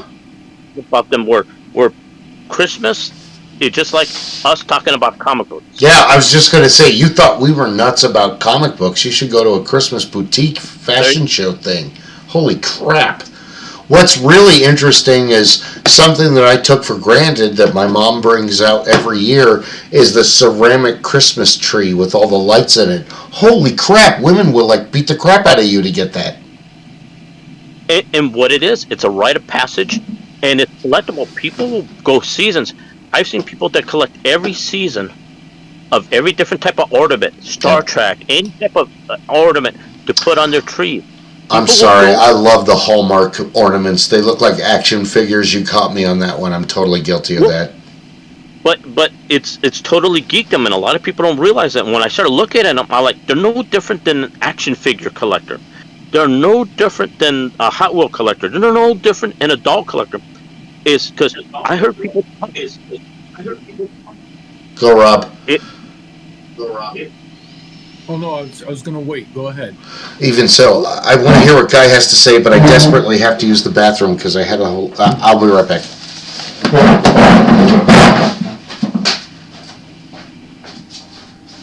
Now, I'll wait for a second and stuff with it, but I mean, when you start looking about the geek factor in the holidays and Christmas, I was surprised at how many similarities are with people who love certain fandoms.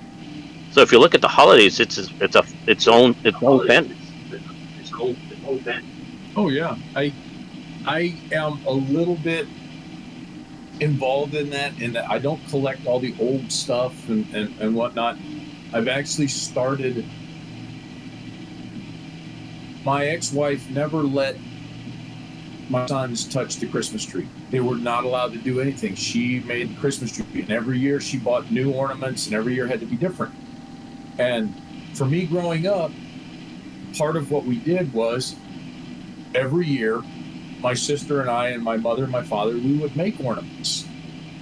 So, here in town, we had Valley West Mall. There was a little ceramics shop in there.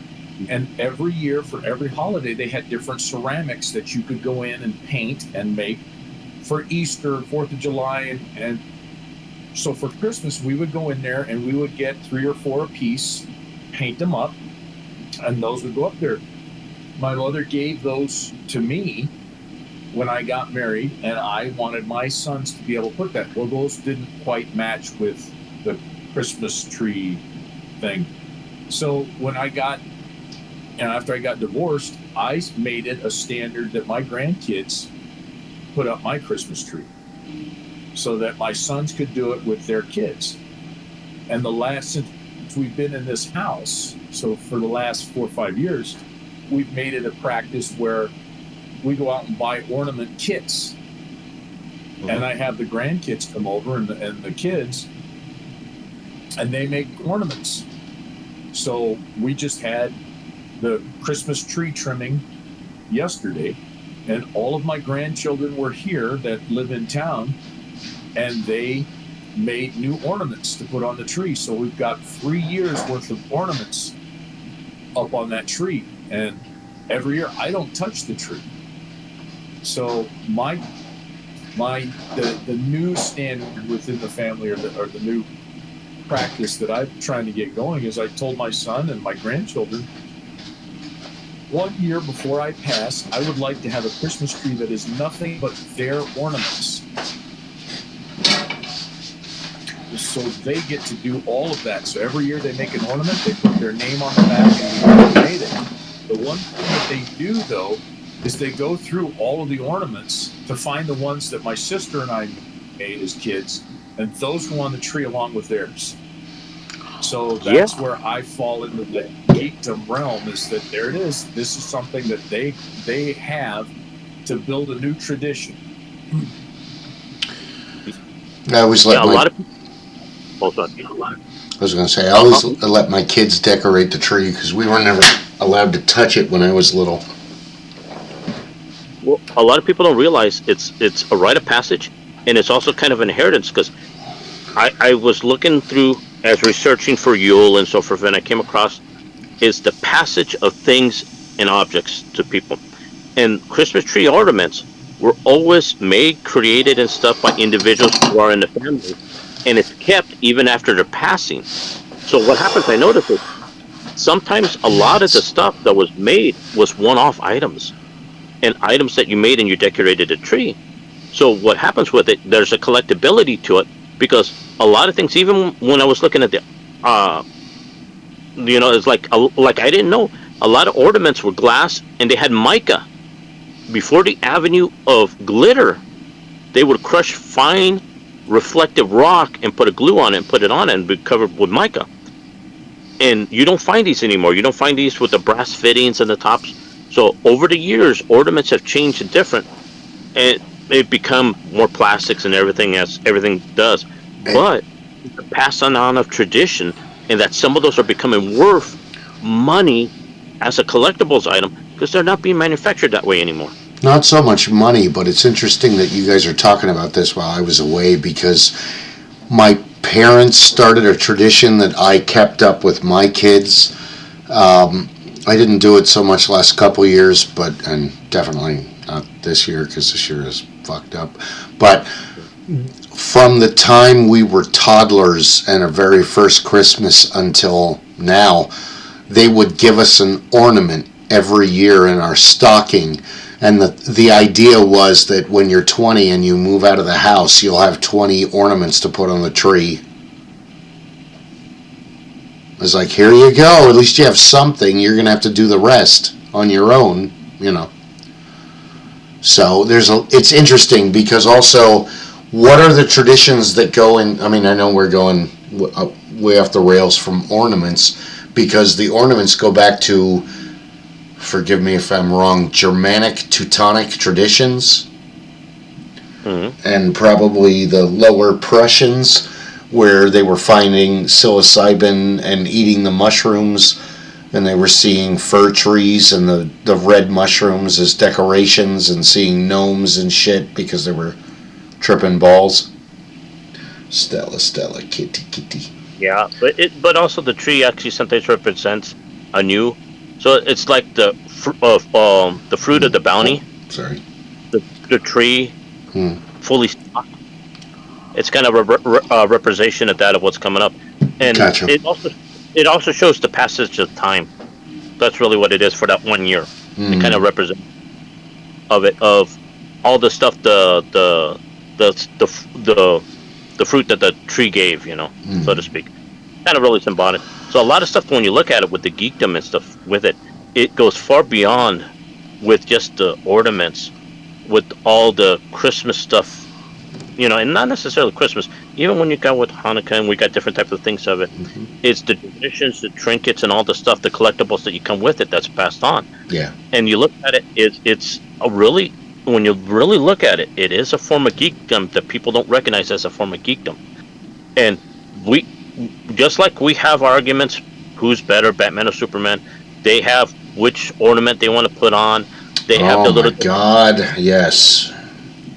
But it's geekdom. when I looked at it and when I brought it into realization hit me, I'm like, they have the same passion that anybody else does for their favorite fandom, favorite geekdom, and they love to share with everybody because it's their pride and joy. So, when people talk about the ugly Christmas sweaters, they go through the whole year finding the ugliest Christmas sweaters, not because they want to wear it, but they're proud of it. Yeah. Of that. Hey, we got a couple more weeks before it's all over. I've got like 3 or 4 ugly Christmas sweaters that I want to wear. Check on Facebook, you'll see them. But no, you're right, because oh man, I was just telling Pete and Judy this yesterday at the ranch, and my mom every year would have a theme, and then she would get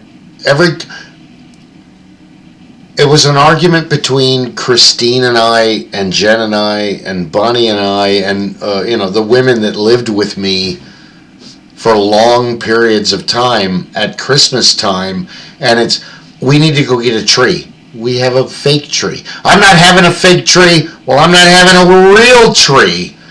And then after a big debate, it's like, I would love a real tree, but the reality of it is, if you have a fake tree, it's that much more money you can spend on other stuff, because it's just waiting in Arizona, the storage unit, because it's too damn hot to put it in the attic. But in that sense, I've never had a Christmas with a real tree, and that freaked Christine out. She's like, it wasn't until living with you that I had a Christmas with a fake tree. But after so many years, she's like, I get it. I understand. It's so much cheaper. It's so much easier. You know where it is. It's one less hassle of running around in the Christmas season, that it's already in a box over there. We can just put it up. And even so, Hannah has a fake tree that I wasn't going to put it up for her. She's going to do that on her own. She's almost 30. She tells me, stop saying that. Okay, you're 28. Look at it. That makes sense, because with a real tree, and a lot of people don't realize, it's a fire hazard. Arizona especially. Yeah, in Arizona. And especially, you can bring in bugs. You can bring in stuff to your home because it's a live tree. Yeah. A fake tree, you can clean it out. You can have on it.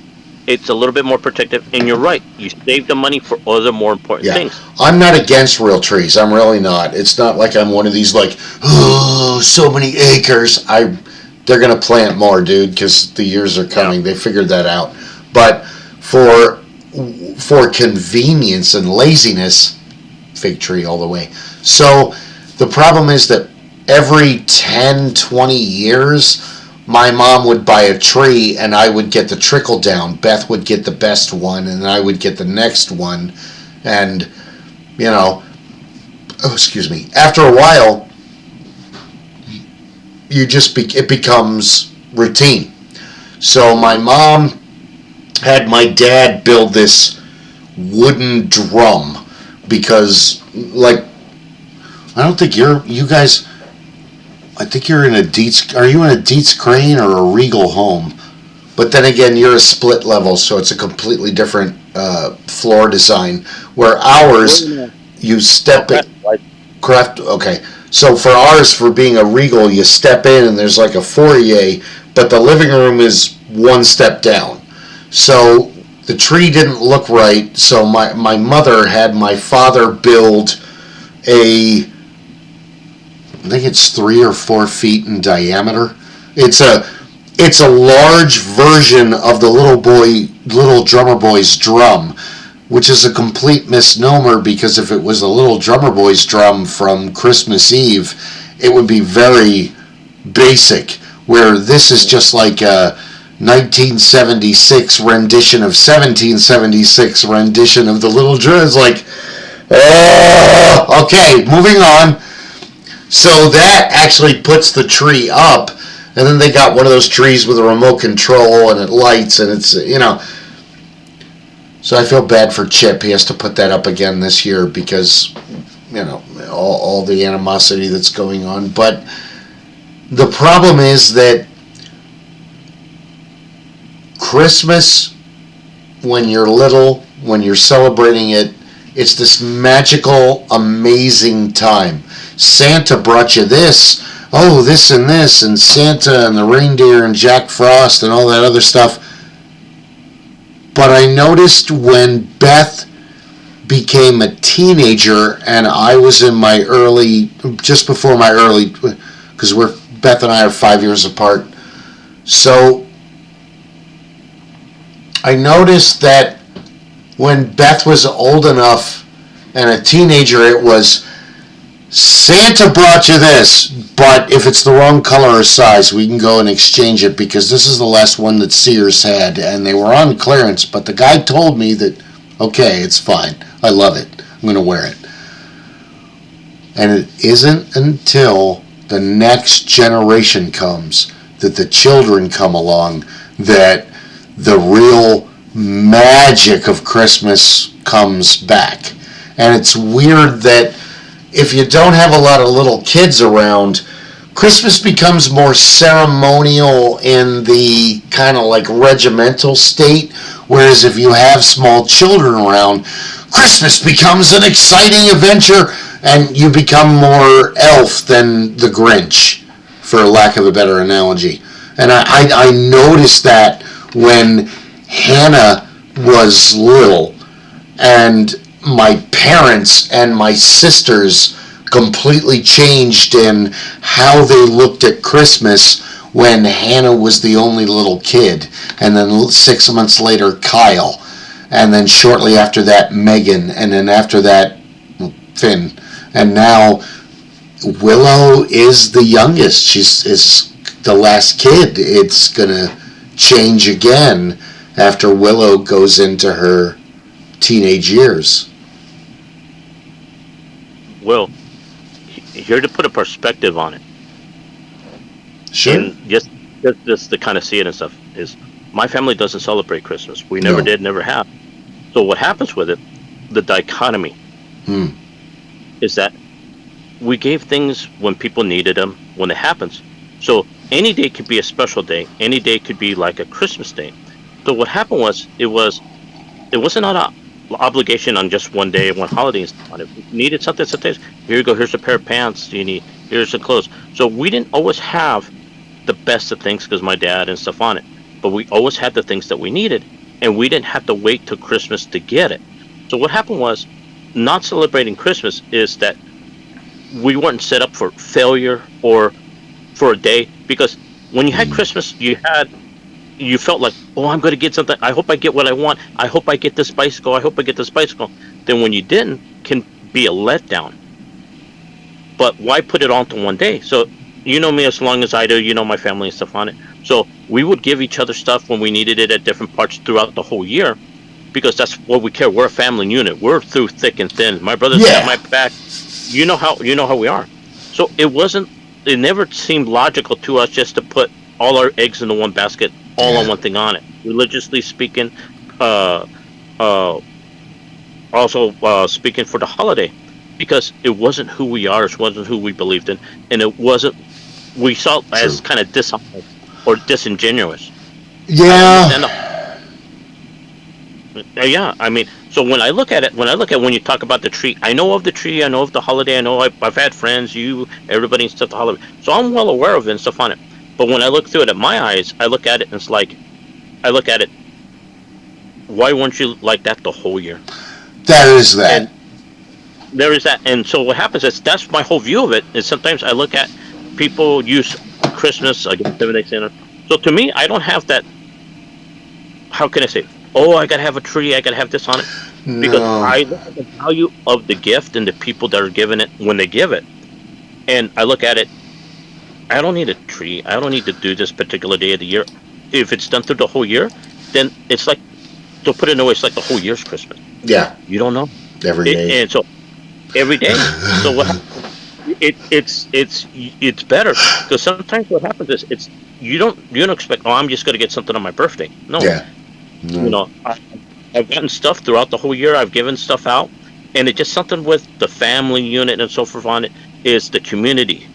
Yeah. And so what happens is you rely on it. So when I look at it and I hear you talk about it and stuff, I understand it, but then I don't empathize with it because I've always had it little by little, Yeah. and it always the most expensive, but it was something that got the job done and something that I liked and I wanted, and Yeah. Well, no, I mean, that should be the norm every year. But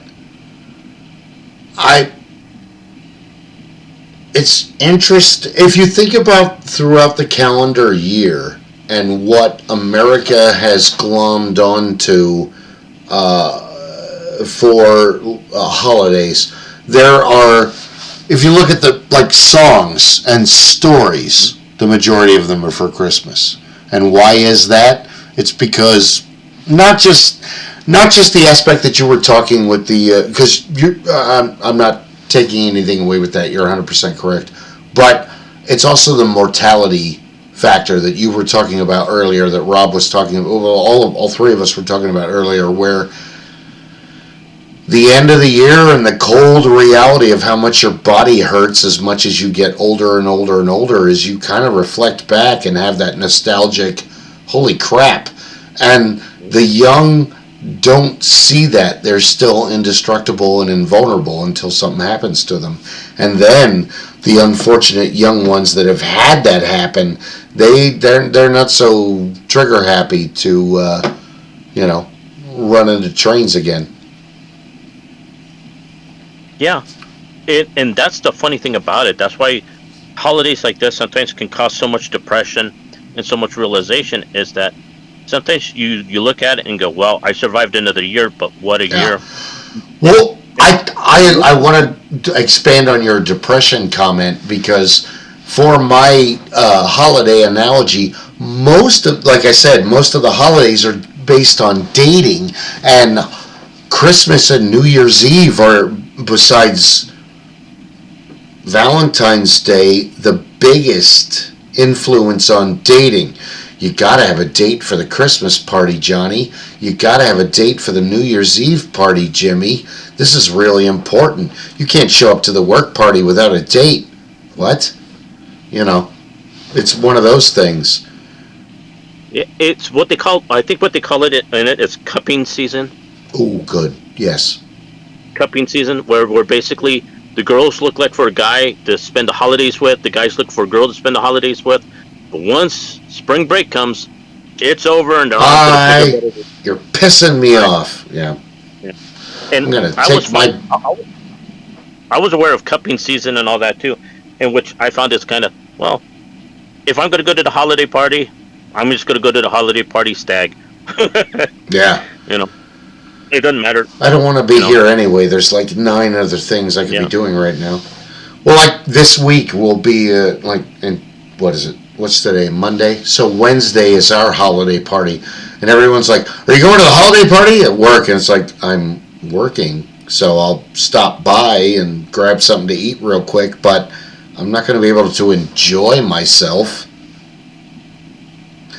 If one of you idiots fucks up, I have to have a report and write all this other. I gotta have to report you guys, because it's like working on Thanksgiving. It's just another holiday and so forth. You don't want to be working. You want to spend time with your family, but you have to do what you have to do. So a lot of times, it's holidays. Sometimes to certain people can lose their meaning.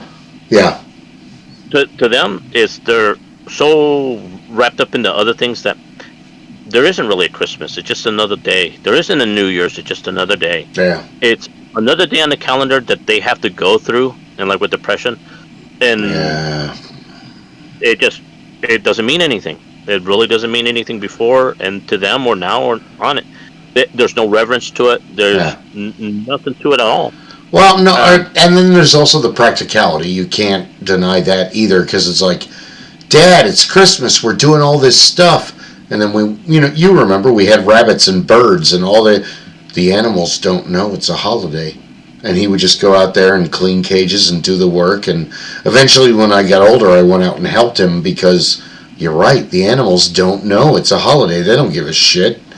They just know, hey, my cage needs to be cleaned. Hey, I need food and water. He's right. Yeah. Same thing So with then- Rob and his grandfather's farm. Up, they don't know it's that. Cows don't know it's Christmas. They don't give a shit. No, and going back, like to bring it back to Yule, that's why it wasn't just a day. It took time, days, and stuff on it, because they understood that everyday life had to go on. So the celebrations and all that happened over time. A week's festival, like when we talked about Oktoberfest, it was weeks, and everybody comes in planning, and they came up with it. So it wasn't a one-day thing, because they knew not everybody could be there at the day. It's like if you had a holiday party at your work, and it was all week, you could have the party on your day off. Yeah. You could visit with friends who had the party on the day off. But instead, it's one day. And that one day, unfortunately, is the same day you work, so you can't benefit from it. So what's the point? Yeah. And so it becomes impersonal. It becomes impractical. And to some people, it's improbable. It's just not going to happen. It's not going to be there. So that's why you see a lot of people go, I'll work it. It's more money for me. Double pay on the holidays. Yeah.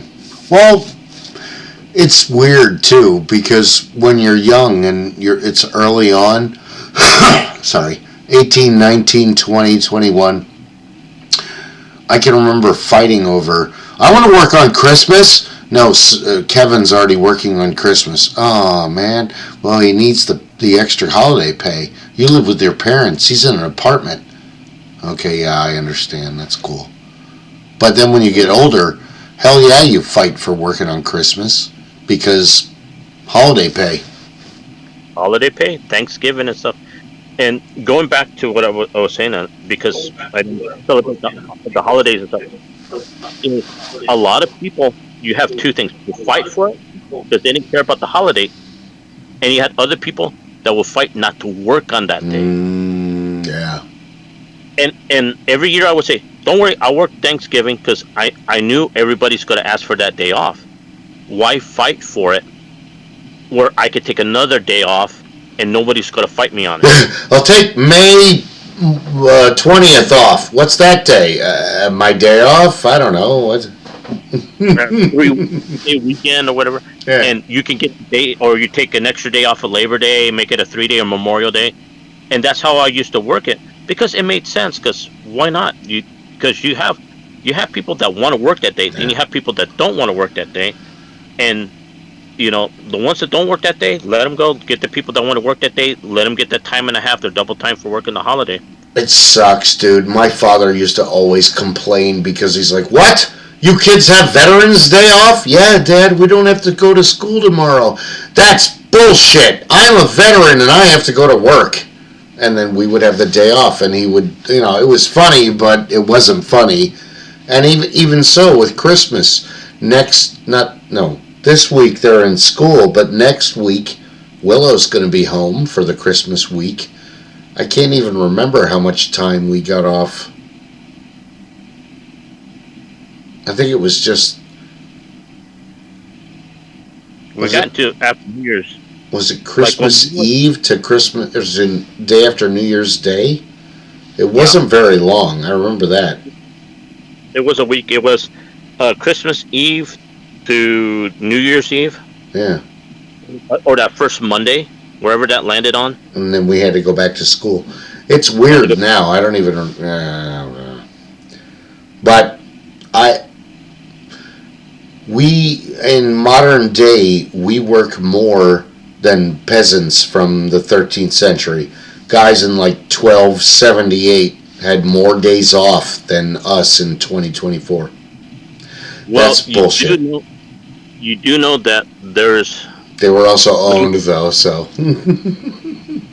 Well, besides that, but you did know that we used to have a 13-month calendar. So there's 365 days a year. You divide that by 12. And wait, are you going Julian, Gregorian, the Jewish calendar, the Chinese calendar? Which one are you talking about? The We're going Gregorian. Okay. So what happens is... Specify. You wind up with an odd number.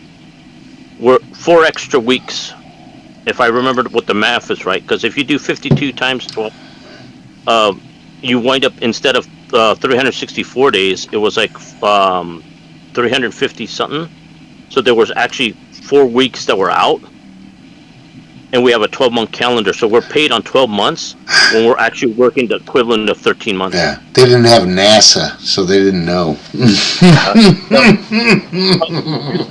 Sorry. When you do the math, you know what? It is a 13-month for the days if you do 365. So with 12, we work 13. That's just one of those mind twisters. I know. When you do the math. I just want to pay off my mortgage before I die. Is that so much to ask? Oh, and get all the cars finished there. Yeah, I guess that is a lot to ask. Yeah, it's always on it. But, I mean, when Yule and all the different types of holidays and stuff comes in, you get a lot of people with different types of emotions. You get the geekdom. You get the variety of emotions and stuff through it. I mean, it's just like, think of it as Christmas being a form of a Comic-Con that happens through most of the world during that time of day. I would have to agree, yeah. It's everybody's putting their Santa costumes on, their elf costumes on. They're decorating the streets. They're decorating the houses with lights and stuff in it. So you look at it, it's everybody's throwing a party. It's like a big Comic-Con going on everywhere, and everybody's dressed as these Christmas type of fictitious characters running around saying "ho ho," this. So to me, I look like it's a modern day Comic-Con, just Christmas style. How many? You guys back me up, both of you. Not so much in the last couple years, but there was a year that, here locally in Phoenix, Arizona, 99.9 on the FM radio channel plays Christmas music from normally after like Thanksgiving till New Year's Day. But there was one year that they started, and spirits were down. Everybody needed Christmas that year. And that year they started playing Christmas music the day after Halloween. Yeah, I don't remember what year that was, though. But I remember it was after 9/11. I think it was either right after 9/11 or a couple years after 9/11. Or a year or so after it. God, was it 20 years ago? Holy shit, guy. Yeah, oh my God. They started playing it like crazy, and it was to uplift the spirit, because everybody was so morally broken at the time. And I remember it did happen, but I think it was after September 11th or something. And I don't know if it was that year or the next year after that, because everybody was talking it through that December, and that December was pretty quiet. So I think it was the next year, like in remembrance of it, because I remember it was kind of like to remember it for the first year or something like that. Sometime after September 11th, that they were just playing Christmas music like crazy. See, I'm mixed on the Christmas season. Like my dad said it best, you want to have the best Christmas ever next year? Yeah. For your kids? Yeah. Start shopping in February. Oh, yeah. So, by the time, because when the Christmas season is going on, Christine just wants to order everything and have it delivered to the house. For me, I don't need to buy anything because I did it months ago, but I want to be out there in the experience, the raw human emotion of watching people lose their shit on. So I would go to every Walmart in the area, every Target, all the malls. That's what I enjoy. However, I did many experiments with the children, and I have learned Christmas burnout. And this is how Christmas burnout works. First thing you need to do when you have small children is to wake them up at 6 or 7 in the morning on Christmas Eve and immediately take them to 4 or 5 parks near your house and make them play with them as much as you possibly can. Then you must go to 5 or 6 malls, well, That doesn't work so much. Walmart's, Targets, all the stuff nowadays. Then you're going to go see Santa. Even though you've already go see Santa, fuck that, you're going to go see Santa again. Then you finish it off with parks in an area that you don't even live in. The whole point of this is to completely exhaust your children and keep them running and doing things. And now we're going to go sing for adult. Come on, grandmom. Okay, other grandmom. Okay, other grandmom. Come on, we're going to sing. We're going to run. We're going to do this. Okay, it's time to look at lights. Wake up, wake up, wake up. Look at these lights. So by the time 8 p.m. rolls by, exactly. You open the book. 'Twas the night before Christmas, and all through the... Wake up! I'm reading to you! All through the... Okay, I think it's time. Carry them into bed. There you go. And I have to say that, when we were together and the kids were younger, we knew a couple, and the female of the couple... she really enjoyed wrapping gifts. So she would come over like Christmas Eve and wrap like all the kids' gifts for hours. Oh my God, one night we're sitting in the backyard on the patio and Sydney's wrapping gifts and wrapping gifts and wrapping gifts. And basically it's two couples came over on Christmas Eve after my two children went to bed. Their three children had gone to bed. And then another couple came over. And that other couple who had no kids, she was obsessed with wrapping gifts. So both of us brought over gifts for her to wrap. And while we were wrapping the gifts, and the women are wrapping the gifts, the dudes are over here drinking and smoking, hanging out, just having a great time. All of a sudden, we hear an engine revving even louder. The screeching of tires, the long screech of tires, followed by an impact, and lots of yelling and screaming after the impact. Well, one of these guys that was at the house was an ex-paramedic, so, come on, get in the car, we have to drive. Okay, well, he's going to drive because he's had the least to drink out of all of us. You and I are smashed. We drive... and someone tried to round a corner and missed, and people were ejected from the vehicle. So now it's Christmas Eve, like 9 o'clock at night, and we're playing paramedic, waiting for the real paramedics to drop by. And it's like, damn it, the women are missing out on this.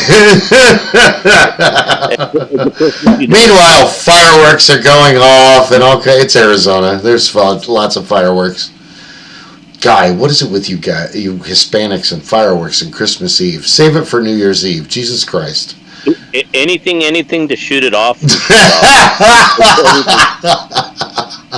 a birthday. Quinceañera. It doesn't matter. It's grandma. It's abuela. It's abuela's birthday. It's time to shoot off fireworks. In fact, we really don't need a reason. You got an A on your card? Yes. Let's shoot them up. Fireworks!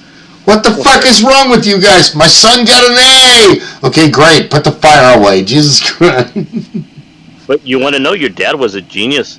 Because the years of working in retail and working through many Black Fridays, too numerous to even think about. I seen beatdowns. I seen people throw punches. I seen it worse. And the funny thing is, I looked at him, and your dad was right. Is everything that you could have bought through Black Friday was available throughout the year, and some of the sales on Black Friday that people still to this day I don't understand were available earlier in the year. You hear him say it first, folks. It was available earlier in the year. You could have had that exact same savings if you would have bought it, because usually during that middle of the year there's a little bit of a lull, and you could have bought it then, and you could have had it. Then at the end of the year, it's usually a closeout. So what happens? They bring out a whole bunch of closeout items they had in their warehouse, and they put it up on it. But you could have had a better one for that same price earlier. And like when I work in Best Buy, I used to see this all the time. I used to laugh at people. I'm like, they're fighting over a $29 DVD player that we had for $29 at the beginning of the year. That you had for $19.99 2 months earlier on a flash sale in July. Yeah, when nobody was buying, and I would see that all the time when I was a manager at Best Buy, going there at 4 o'clock in the morning, and people are lined up outside to get the TV, the computer, and I'm like, if these idiots would only have known, if you would have shopped earlier in the year, you could have saved just as money. You don't have to be, you don't have to suffer these consequences. I only went Black Friday shopping once with my ex-wife and mother-in-law. Oh. And I was never invited back because I was, 6'2", 300-pound power lifter, and I got my PTSD from all my years as a first responder. So we go to the mall. My mother-in-law is looking for something in particular at this one store, and I've got too many people around me, so I'm already on edge. Yeah. And I'm taller than almost everybody there. My mother-in-law says, I need this. I find it on the shelf. Yeah. I take it, holding it in my hands. Little old lady comes over to me and tries to take it out of my hands. And I dressed her down. The gunny sergeant came out. I dressed her hard enough and loud enough that the entire area I was in went silent. And my wife turns beet red. My mother-in-law looks at me, and I chewed this lady out and used some expletives that I probably should not have said in public. And I looked at my mother-in-law. Is this what you wanted? Yes. I handed it to her, and the floor parted, and I said, I will be outside. And at that point, they said, maybe you shouldn't go with us next year. You know what? Maybe I not. told you that this morning. Told you that this morning.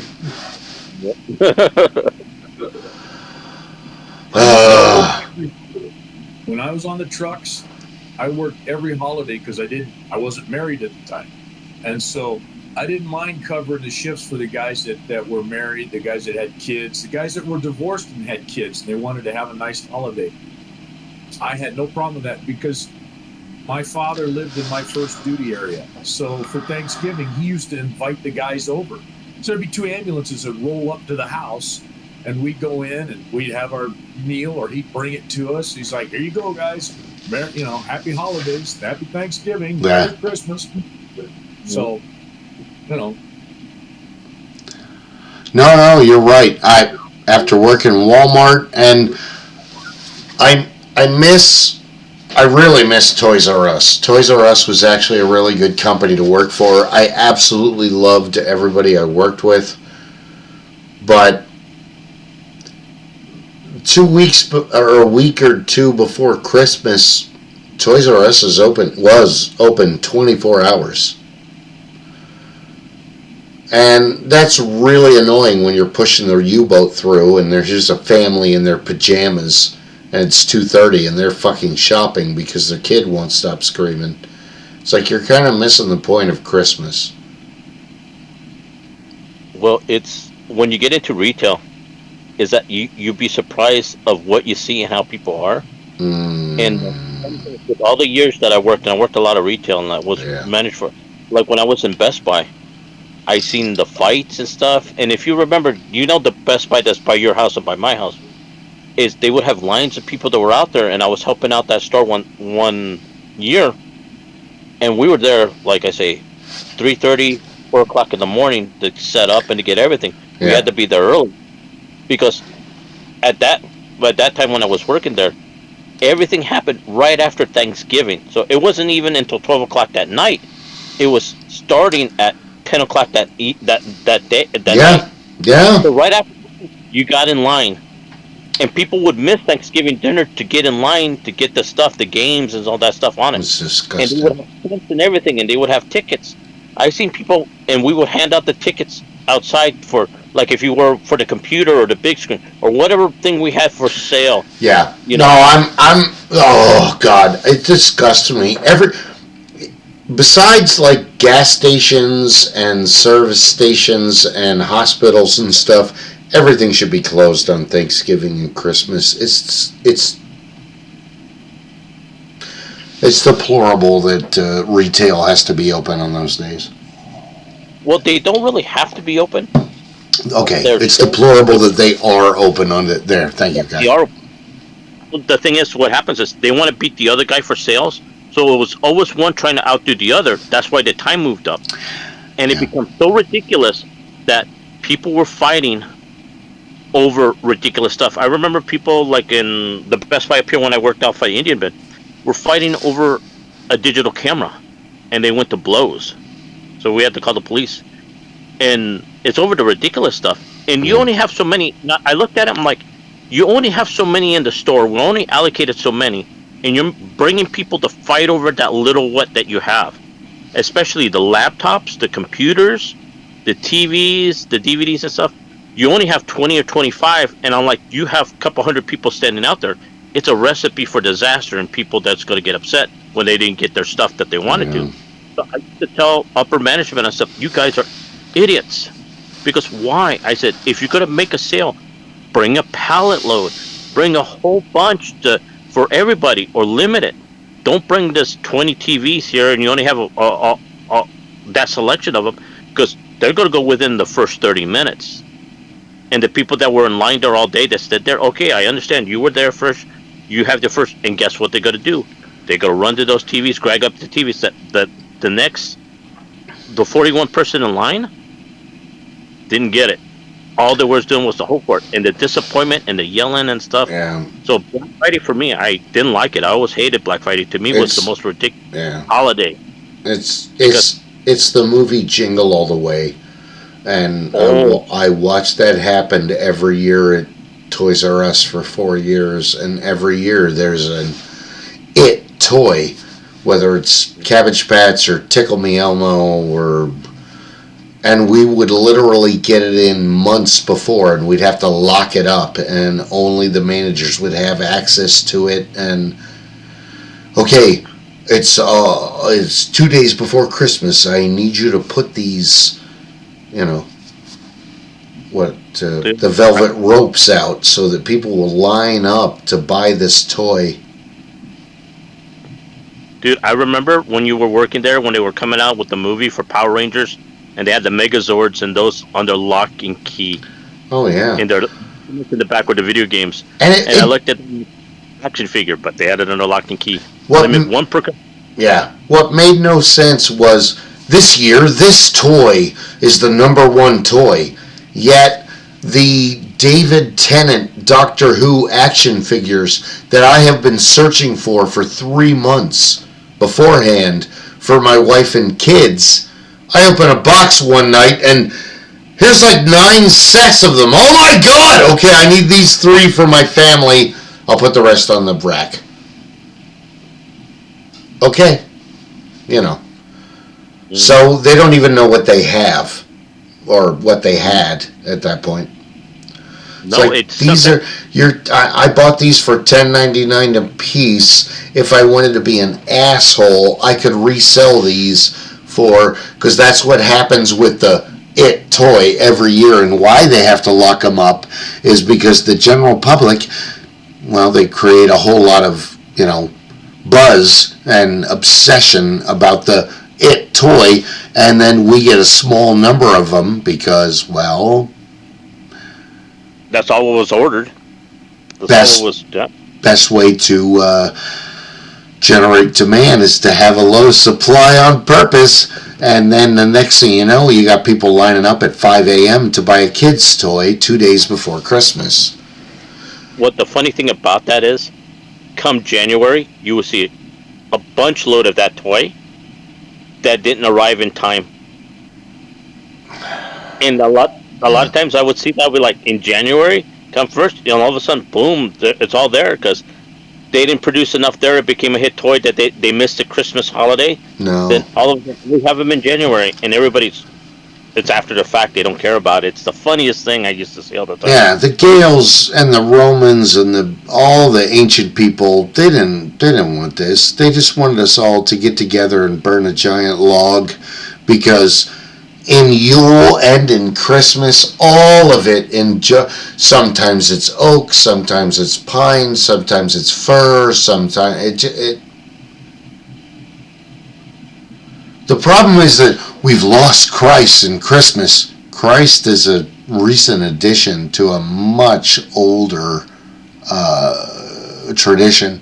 Not that, I want to fight a bunch of Christians and Catholics and blah, blah, blah over the depiction of but Mithras is the same. It's Saturnalia. It's all the same. The root base is spend time with your family at the end of the year, because it might not be here next year. We've got an expiry date, people. You're not guaranteed another year. You're 100% right, guy. I mean, again. I mean, even when you go with the burning of the log, the burning of the log was symbolic with the cooking and the joining together to talk over a campfire. Well, it is. It's the proverbial table back in that era, at that age. Yeah. Because then they didn't sit on a table; they would sit on the ground around the campfire. So that was the proverbial table. It's like what everybody says. What do you bring to the table? I bring meat. I bring fire. I bring. Oh, this good. This is what I brought to our family, our tribe. What do you bring to the table? Me, so we can cook you? What? Sorry, go ahead. That's the funniest thing. I look at it and I go, oh man, that's where it gets some of the ridiculousness with some of the holidays, because you get people fighting over the dumbest things that in a month later you find everywhere and it's not worth the value that they extravagantly paid. And remember that some of the items that people will scalp, people would buy certain toys that were hot items and scalp them in the newspaper. Beanie Babies. Beanie Babies. They did it with the Cash Patch Kids. They did it with everything. The fever would get Tickle so hot. Me Elmo, all that stuff, yeah. All that. And you look for it and people, can you get this? Can you get that? I mean, I looked at it and I would laugh, because I looked at it. You're seriously, a few months earlier, you come in March, February, at the beginning of the year when it came out or whatever. The only exclusion that you had is when you had a thing that had a release date, like a PlayStation 2 or PlayStation 3. But that wasn't on Christmas. It was usually before or when it came out. You're right. When it came out, it was at that date or a video game. Those are the only things I said, okay, I understand, because it's in limited production.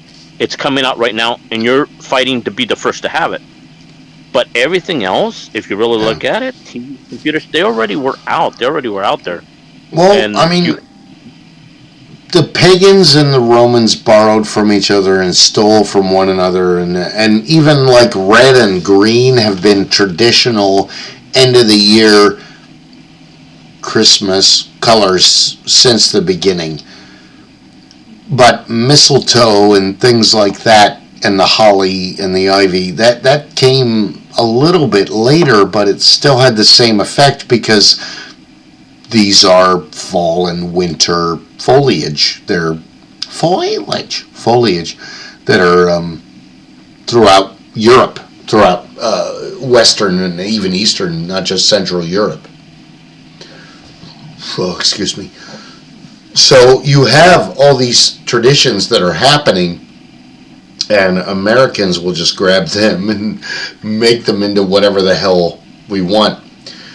It was weird, because my youngest developed an affinity in his early teens for the show, anime cartoon, anime show, Italia.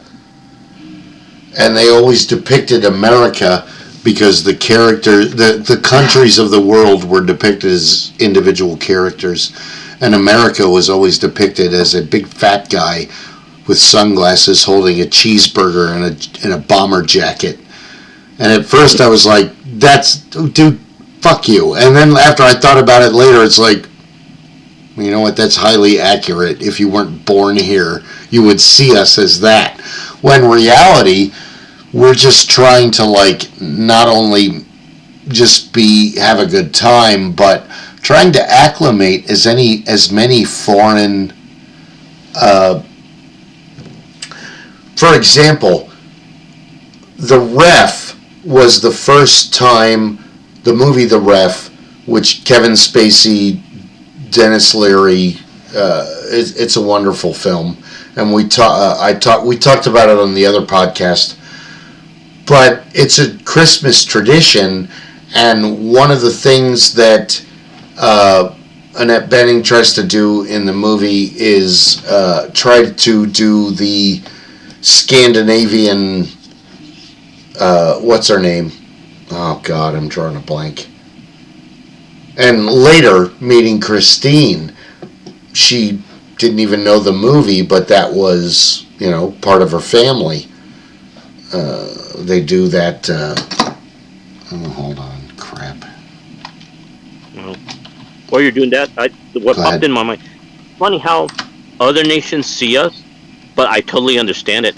Because when you really think about it, the perception of us being sunglasses, the bomber jacket, the hamburger and stuff in it, is that's the people that visit their country. And I always thought about it, and being in another country, being in Mexico, and how Mexicans see, how other Hispanics sees us, how other people of the world sees us. And I came up to a realization that sometimes the first time they meet an American might be a rich, entitled American. Yeah. And so the whole thing about America is they don't meet the people that work out in the farms. They don't meet the people that are like them, because they wouldn't label us like that.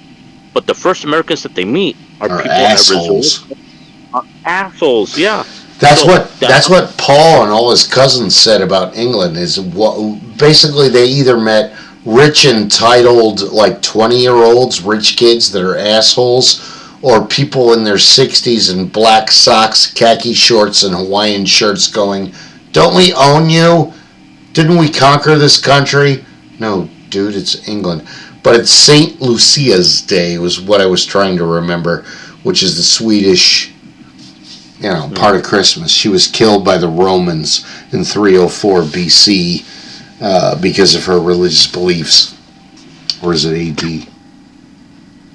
Look at that as well. Scandinavian, because her family is, heavily Scandinavian. So it was, and they did it in the movie The Ref, when she prepared a Scandinavian dinner for the relatives that were coming over.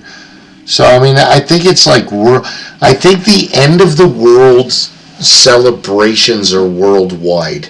And again, like we were talking before the show started, where this is probably going to have to be a two-parter, because we haven't even mentioned St. Nicholas, Krampus. The best thing about Christmas to all the other holidays is it has the biggest cast of characters. And they're still adding to it. You've got Father Winter, Father Christmas, Jack Frost, exactly. You've got all of these amazing... Go ahead, Rob.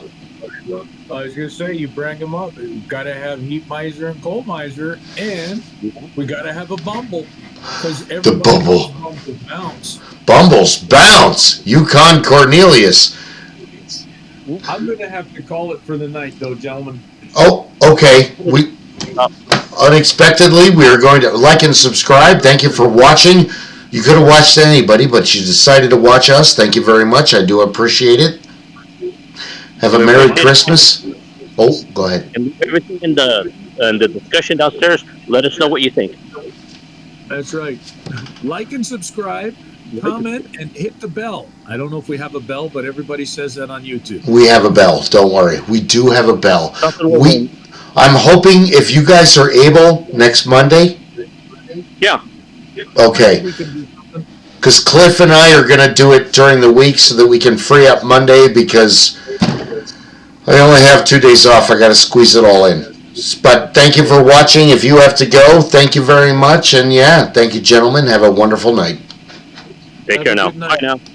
Absolutely. Thank you.